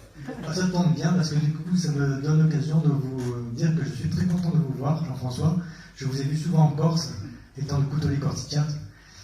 Et je ne m'attendais pas à vous voir ce soir, je ne vous ai jamais vu d'aussi près, voilà. Donc je suis ravi. Et puis, du coup, je vous pose une question, peut-être une question qui fâche. Vous avez parlé de non-violence, du fait que c'est pas bien, du fait que ça contrevient notamment à ce que nous avons appris pour la plupart dans les préconisations chrétiennes, ce qu'on appelle aussi judéo-chrétiennes. Tout le monde est d'accord là-dessus. C'est pas toujours facile, mais sur le fond, nous sommes tous d'accord. Maintenant, pour être souvent en contact avec nos cousins canadiens, québécois, je crois savoir qu'il y a une vague de fond qui va nous arriver dans quelque temps, qui a pour socle ce qu'on appelle les micro-agressions, où il me semble que, dans ce cas, la victime devient le bourreau. Pourriez-vous nous en dire quelques mots? Comment voyez-vous les choses? Est-ce que vous voyez, vous aussi, cette vague nous venir chez nous, si ce n'est déjà fait? Et puis finalement, pour être dans les questions qui fâchent, allons-y pour terminer, quelle est votre position vis-à-vis d'un ministre qui d'ailleurs est ici à la Réunion, qui il y a pas très longtemps participait à des réunions interdites aux Blancs, ce qui pour moi s'apparente à de la violence. Merci. On va se faire des amis. Ah, parmi francs. Non, je n'ai pas dit que la violence, ce n'est pas bien. Je ne porte pas de jugement sur la morale sur la violence. Quelquefois, celui qui renverse la table dans un groupe ici, ça peut être le plus juste d'entre vous, le plus audacieux. Je ne passe pas mon temps, la non-violence ne passe pas son temps à incriminer la violence en disant, voyez, il est violent, voyez, il est méchant, voyez, non, non. Je vous l'ai dit, la violence, c'est une énergie.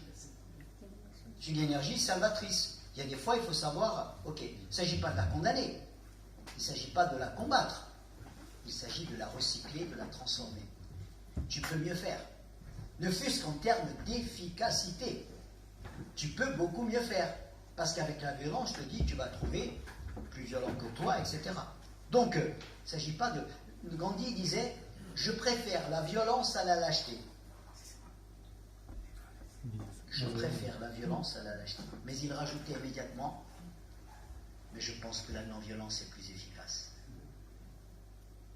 Non, c'est un problème, c'est pas un problème de jugement moral. Moi, je suis personne pour juger ceux qui se révoltent et qui, à la limite, c'est peut-être le plus juste d'entre vous qui a renversé la table ce soir et qui a le courage de dire ça peut plus durer. C'est cet élève qui dit il faut qu'on ouvre nos gueules. Et moi, je vais l'incriminer, lui? Non. Mais je vais lui dire si tu veux être efficace, mon ami, et la non-violence le prouve. Il y a un livre de Erika Chenoweth et Maria Stéphane qui vient de sortir sur le pouvoir de la non-violence. Elles ont examiné tous les conflits dans le monde entre les années 2000 et 1996, plus de 300 conflits dans le monde. Qu'est-ce qu'elles constatent? Elles apportent la preuve, et ce sont 2 universités reconnues, dont une est canadienne. Quand tu utilises la non-violence, tu as 2 fois plus de chances de gagner, de triompher de l'injustice, de triompher du mensonge. Car le véritable ennemi de la non-violence, c'est l'injustice, c'est le mensonge, c'est pas la violence. Le violent, Gandhi disait, d'un violent, je peux en faire un non-violent. D'un lâche, je ne peux rien en faire. Mais le violent, je peux le transformer. Et dire, ta révolte, je la comprends. Oui, tu as raison. Mais je voudrais t'expliquer un truc. C'est qu'avec ça, tu vas... Ok. Et on voit bien, la violence, elle fait... Il y en a qui disent, il n'y a que la violence qui paye. Elle fait payer aussi. Hein. Allez voir les cimetières. Et vous allez voir. Avec les guerres et tout le reste. Bref. Donc, déjà, je n'ai pas de... Après, vous savez... la victime devient le bourreau. Je pense que vous faites allusion à ce qu'on appelle des victimes qui peuvent devenir victimes persécutantes. J'ai été victime et à mon tour, je deviens une victime, ou je me suis inventé le rôle de victime. Ça existe aussi, hein. Je m'invente un rôle de victime, j'ai été victime de je ne sais quoi, dans ma vie privée, personnelle, à juste ou à juste titre. Je n'ai pas... parle en général. Et je peux devenir moi-même une victime persécutante, qui ne laisse plus de répit à celle ou à celui avec qui elle a un compte à régler. Et donc c'est peut-être cela que vous appelez ces micro-agressions, qui font que ça laisse libre cours à des jugements moraux, en particulier aujourd'hui, on le voit bien dans les luttes actuelles, dans les conflits actuels. Alors après, moi j'ai pas forcément de... Bon, quant au ministre... Je ne vois pas à quoi vous faites allusion. Moi, je ne me permettrai pas je connais la valeur intellectuelle de ce ministre, ce qui ne veut pas dire qu'il est forcément un bon ministre. Il vient de prendre un poste, il va certainement prouver, je pense qu'il allait. En tout cas, s'il n'y arrive pas, ce n'est pas par faute de connaissance. C'est un lettré. C'est quelqu'un qui est un pur produit de l'école française, etc. Moi, j'ai plutôt l'habitude de faire confiance aux hommes. Ce que je constate aujourd'hui, c'est que nous sommes dans un monde où nous reconnaissons mieux, où nous payons mieux les gens qui s'occupent de notre argent que ceux qui s'occupent de nos enfants. Et ça, ce n'est pas un problème que le ministre va régler, c'est un problème sociétal et mondial. Il y a une crise de l'éducation dans le monde entier et de la transmission. Aujourd'hui, vous savez, quand j'entends, on peut dire c'est les parents. Oui, d'accord, c'est les parents. Mais les parents aujourd'hui, ils ont une difficulté énorme à lutter contre un écosystème qui bombarde leurs enfants. et qui les captent comme des lapins, et quand vous avez 8 ans, et que même si à la maison c'est pas possible, et que vous les voyez dans une gare en Allemagne, en train d'être avec une amie à 8 ans, en train de regarder des films pornographiques avant de prendre le train. C'est ça le monde qu'on propose. Et là, les parents, les pauvres, ils sont bien démunis aussi. Et j'ai 8 ans, j'ai 9 ans, et j'ai accès à toute la pornographie du monde. Même si chez moi, il n'y a qu'un ordinateur familial, même si chez moi, c'est cet écosystème-là qui est dangereux. Et c'est plus le village, là, madame, c'est plus le quartier, vous voyez. Et les parents, ils ont du mal. Et c'est ça, et donc les lobbies, les trucs, on vend, vous comprenez. Et tout est marchandisé. Violence et sexe. Sexe et violence. On a compris comment on attire le regard, comment on les capte comme des lapins, comment, etc. Et ça va être dans nos consciences à tous. Et je pense même que un ministre, lui-même, il peut se sentir dépassé par rapport à ça. Mais j'ai tendance à faire confiance aux hommes, et je crois que nous, vous voyez, quand on dit l'État, c'est l'État. Non, nous sommes l'État, nous aussi. Aujourd'hui, vous voyez, à La Réunion, et cette semaine, à La Réunion, nous avons voté. Oui, nous avons voté tous les jours. Parce que nous sommes allés dans des écoles avec des enseignants qui étaient d'accord, qui étaient là, qui ont écouté. Nous avons voté. Donc ne nous contentons pas de voter une fois tous les 5 ans. Votons tous les jours. Votons tous les jours. Pour le monde qui consent à notre nature, à ce que nous voulons vivre ensemble, ce que nous voulons pour nos enfants. Et ça, c'est un combat, quoi. Et forcément, c'est vrai, nous n'avons pas toujours les énergies. Mais quand on les fédère, les énergies, et quand des Réunionnais ont le courage d'appeler un citoyen corse qui vient là, qui échange, qui augmente, qui muscle les choses, et qui fait que demain ça peut être l'inverse, et que, eh bien là c'est merveilleux. Parce que nous tissons une toile citoyenne, un tissu citoyen dont ce monde a profondément besoin. Ne nous isolons pas. Nous avons les outils, nous avons les moyens, et c'est ça qui nous enthousiasme. Je disais tout à l'heure la salutogénèse. Vous savez, pour la salutogénèse, il y a 3 conditions. Pour qu'une société ou une famille ou une entreprise soit en bonne santé. Il y a trois conditions. La première, comprendre son monde. Dans quel monde vit-on? Comment il est ce monde? Tu le vois, les dangers, l'écosystème, ce que respirent nos enfants à longueur de journée, comment ils... Très souvent, on vous dira, vous ne pouvez pas comprendre, vous n'êtes pas assez compétent. Laissez-nous faire, nous sommes compétents. Première condition, comprendre son monde. Deuxièmement, on peut changer notre monde. On peut changer quelque chose. Moi, j'ai le courage de vous dire que cette semaine-là, nous avons changé quelque chose dans des familles, dans des foyers, auprès d'enfants, auprès d'anciens. Nous avons changé, bien sûr, on n'a pas changé la planète, je suis bien d'accord, hein. Je suis conscient des réalités. Nous avons changé quelque chose, nous pouvons changer quelque chose. Très souvent, on va nous dire, mais vous ne pourrez rien changer. Ça ne changera jamais. C'est comme ça, et de toute manière, bon, résignation. Restez spectateur, consommateur et donnez-moi votre carte bleue. C'est ça qui est intéressant. Donc, on peut changer son monde. Et troisième élément, il faut que ce que nous faisons ait du sens. Si ça n'a pas de sens, ça n'enthousiasme personne. Si je vais travailler dans une multinationale qui me paye 800 € par mois, qui ne paye pas ses impôts dans le pays, qui s'en va dans des paradis fiscaux, qui ne participe pas à l'effort collectif pour servir le commun, les hôpitaux, les écoles, les routes, ce dont le peuple a besoin, la santé, est-ce que ça a du sens? Ça n'a pas de sens. Je déserte, je m'en vais. J'ai fait des études à AgriParisTech et je dis aux gens, vous avez donné des diplômes, mais votre système, je ne veux pas le servir, je veux faire autre chose. Parce que là, je sers un système qui nous tue. Et aujourd'hui, nous avons l'audace, il y a des gens qui ont l'audace de dire non, je ne veux plus. Ça n'a pas de sens dans le monde aujourd'hui. Et vous voyez, ces 3 conditions, si nous les remplissons, et si nous y adhérons, je peux vous dire qu'on change les choses.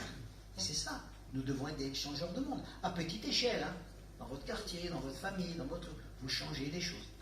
Et je peux vous dire que cette semaine, modestement, nous avons participé à changer des choses et à donner à votre pays, à votre île, encore plus de force pour dire on peut faire. Et vous verrez que dans les années à venir, cette idée-là, elle va progresser parce qu'il y a des bonnes volontés partout, et en particulier dans le milieu scolaire. Parce qu'il y a des gens intelligents, il y a des gens qui ont envie. Et vous ne rencontrez, en général, quand vous les cherchez, que des gens qui veulent mieux faire. Et ça, c'est fabuleux. Des gens qui veulent mieux faire. Mais c'est extraordinaire. Et on nous dit, oh non, on ne peut rien faire, ça ne changera pas. Voilà ce qui nous motive.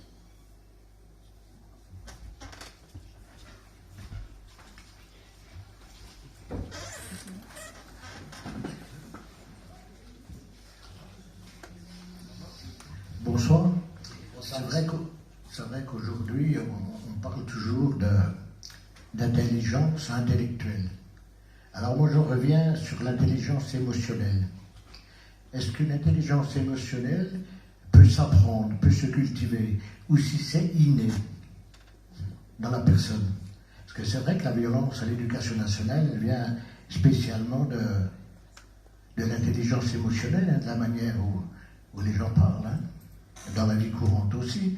Alors, tout ce qui est intelligence émotionnelle, est-ce que ça se cultive ou si c'est inné, si la personne a en soi? Si on met du désherbant sur l'intelligence émotionnelle, elle ne poussera pas. Elle ne grandira pas. Si on désempathise les individus, en n'ayant plus aucune conscience de ce que l'on fait. Aujourd'hui, vous avez des écoles de 6e dans le collège où on joue à la Gestapo, où on joue à tous sur un, on joue à se mettre en couple en 6e, on joue à dire à l'autre, si tu n'as pas de forme, tu n'es pas une femme. Tu ne seras jamais une femme. On joue à ça, c'est des choses-là qu'on voit apparaître. Je peux vous dire, ces témoignages-là, je les recueille. Donc, si vous mettez du désherbant sur l'empathie, si vous ne prenez pas conscience, vous ne faites pas prendre conscience du pouvoir des mots, du sens qu'ont les mots, si vous ne dites pas à un enfant, est-ce que c'est pour lui dire que tu l'aimes, que tu l'as mort? Mais si tu veux lui dire que tu l'aimes, il y a d'autres manières que de mordre ou de lui tirer les cheveux. Mais si vous ne le lui dites pas, d'accord? Donc c'est une histoire d'ensemencement. Et donc on peut, effectivement, on peut éradiquer l'intelligence émotionnelle, ou bien on peut la cultiver. Et si vous la cultivez, mais là vous avez l'être humain est une pépinière extraordinaire. Et là vous l'éveillez, vous la cultivez, vous la valorisez. Ah, j'aime beaucoup la manière dont je te parle. Aujourd'hui, j'étais avec un détenu qui me disait je me suis rendu compte que j'ai fait le con. C'est pour ça que je suis là. Si moi je reçois ça avec une oreille chacale, eh ben bon, ça te va bien. T'as compris maintenant? Hein? Espèce de voyou. Calme-toi. D'accord. Si je l'écoute avec mon oreille là, je lui dis, mais c'est super mon ami que tu dis ça. Bravo à toi. Parce que si tu prends conscience que tu as fait le con, tu as déjà réglé 80% du problème. Tu as déjà réparé beaucoup de choses. Et dehors, il y a l'avenir qui t'attend. Et tu as quand même quel âge? Tu as 16 ans. Ah, c'est super, tu as fait le con, d'accord? Tu as fait le con, mais tu n'es pas un con toute ta vie. Tu as volé, mais tu n'es pas un voleur toute ta vie. Tu as commis une grave erreur, mais tu n'es pas irrécupérable. C'est ça l'intelligence émotionnelle à l'œuvre. Mais si je reste dans mon système à moi, de chacal, je vais être jugé, je vais être condamné, je vais dire de toute manière, tu ne feras jamais rien de bon, etc. Et ça, vous voyez, on peut le désapprendre, mais on peut le cultiver. Et c'est ce que nous faisons. Mon métier d'artiste, c'est ça, vous voyez. Quand on est sur scène ici, on vient chanter, on essaie d'être des virtuoses de l'émotion. Émotion, c'est movere. Bouger quelque chose dans l'autre. C'est pas juste des lumières et du son et des chansons, ce que d'ailleurs devient souvent la chanson, même, qu'on réduit à une marchandise divertissante. Moi, je crois que la culture, c'est un peu plus ambitieux que ça, pour moi. Parce que, pour moi, le divertissement, c'est le carnaval. Le divertissement, c'est le loto, si vous voulez. Et la belote, si vous voulez. Pour moi, la culture, c'est autre chose. C'est la bonne nourriture pour chacun. C'est le pain pour le cœur. C'est le pain pour l'âme.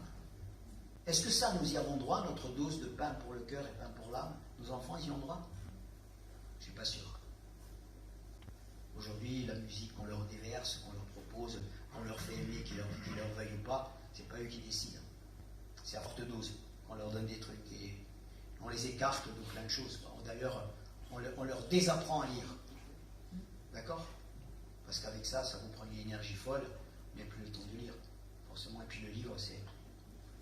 Mais quand vous leur apprenez très tôt que dans les livres, il y a des trésors, et que vous êtes un bon guide, et que vous dites, tu vas lire ça, parce que vous l'avez lu avant, ou bien vous avez demandé. Et là, vous allez voir, vous éveillez sa curiosité, son envie. Je lui dis à l'école, on vient apprendre une chose, l'envie. J'ai envie d'apprendre, de savoir, de connaître. Si vous tuez l'envie, ben forcément, vous vous contentez du peu. Vous avez du fast-food intellectuel, émotionnel tous les jours. Ouais, vous vous contentez du fast-food. Mais si un jour vous mangez des produits biologiques, c'est pour ça qu'on n'est pas bien.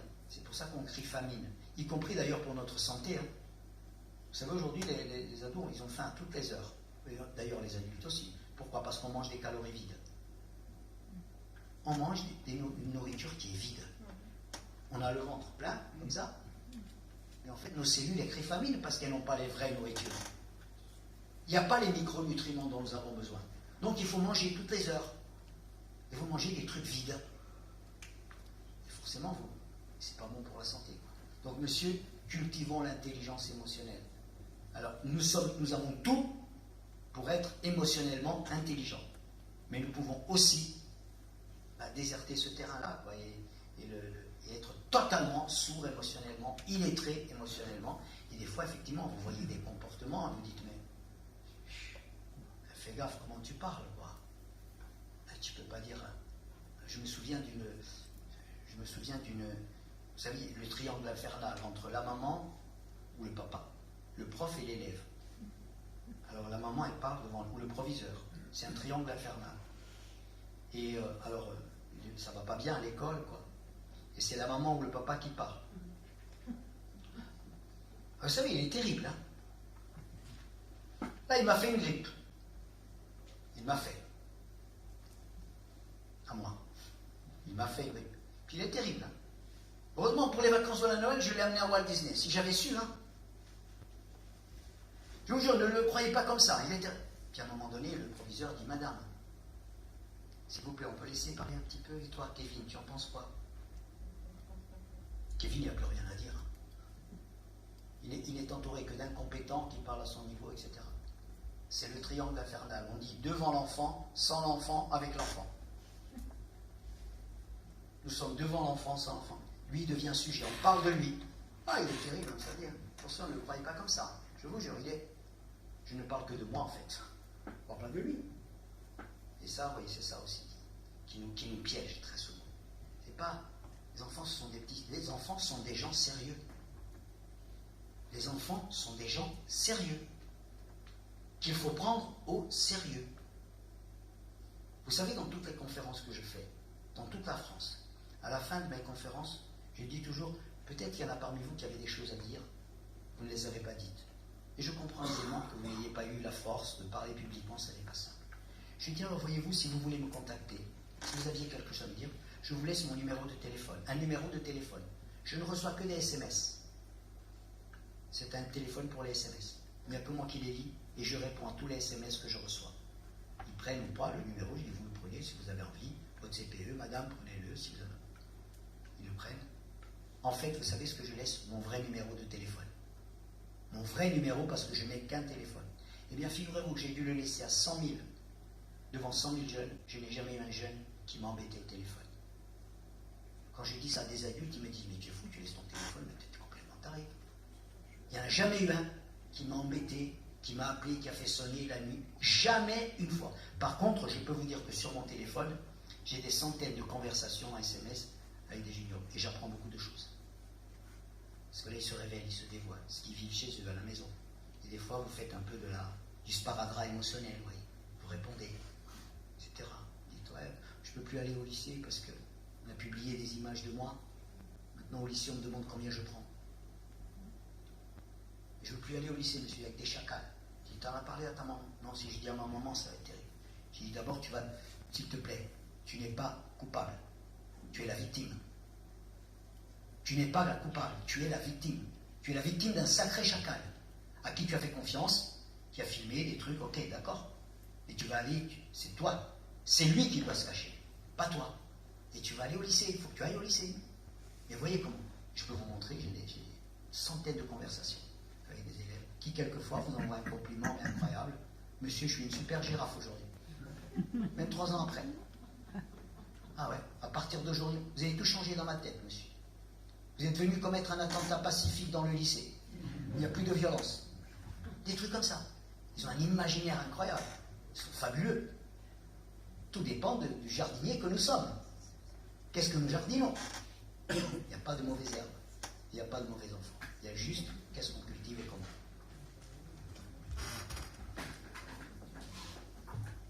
C'est possible d'avoir votre numéro de téléphone? Je vais vous donner. 06 87 06 87 87, monsieur. Pas 82. 77, 83, 37. 06, 87, 77, 83, 37. Jean-François, vraiment, un très grand merci pour cette soirée. C'était du pain béni que de vous recevoir véritablement. Vous savez que vos amis de l'université nous présentent de très bonnes conférences. Et bien celle-là, elle est là-haut, n'est-ce pas? N'oubliez pas qu'à la fin, c'est toujours comme ça. Ah, voilà, c'est ça. Mais je vous jure que si on travaille bien, c'est comme ça. Le petit chacal, il n'est pas méchant. Mais si on ne vous a jamais parlé que chacal, comment voulez-vous parler? Vous parlez chacal. Et vous croyez que le monde est monolingue. Mais il n'est pas monolingue. Merci beaucoup pour vos attentions, vos regards et votre temps de cerveau disponible.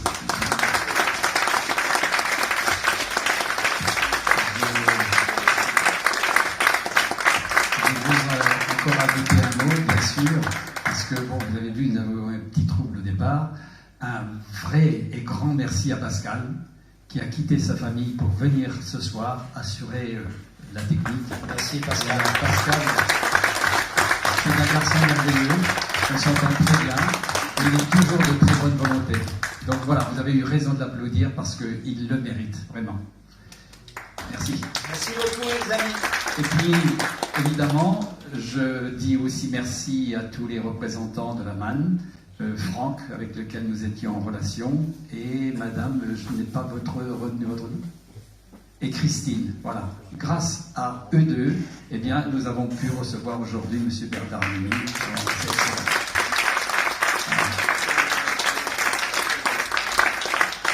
Le dernier mot, j'ai beaucoup aimé l'image du bois de Nèfles que vous nous avez présenté.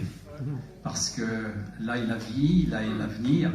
Peut-être auriez-vous pu ajouter aussi un petit mot à propos du système racinaire, car les arbres parlent entre eux, n'est-ce pas? Ce n'est pas une révélation que je vous fais là.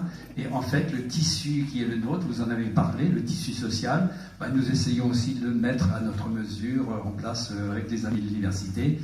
Et surtout, je suis heureux de voir à tous le visage qui est le vôtre. Vous rayonnez les unes et les autres, les uns et les autres. C'est vraiment extraordinaire. Alors, comment dire ça? Notre vie ne s'arrête pas là. Vous avez vu, Elisabeth vous a distribué le programme qui est le nôtre. Alors, la semaine prochaine, ça sera assez particulier. Ce sera de savoir si vous êtes au courant. Il s'agit de rôle électrique, électrique ou économique, enfin bref, tout un débat à ce sujet-là. Voilà.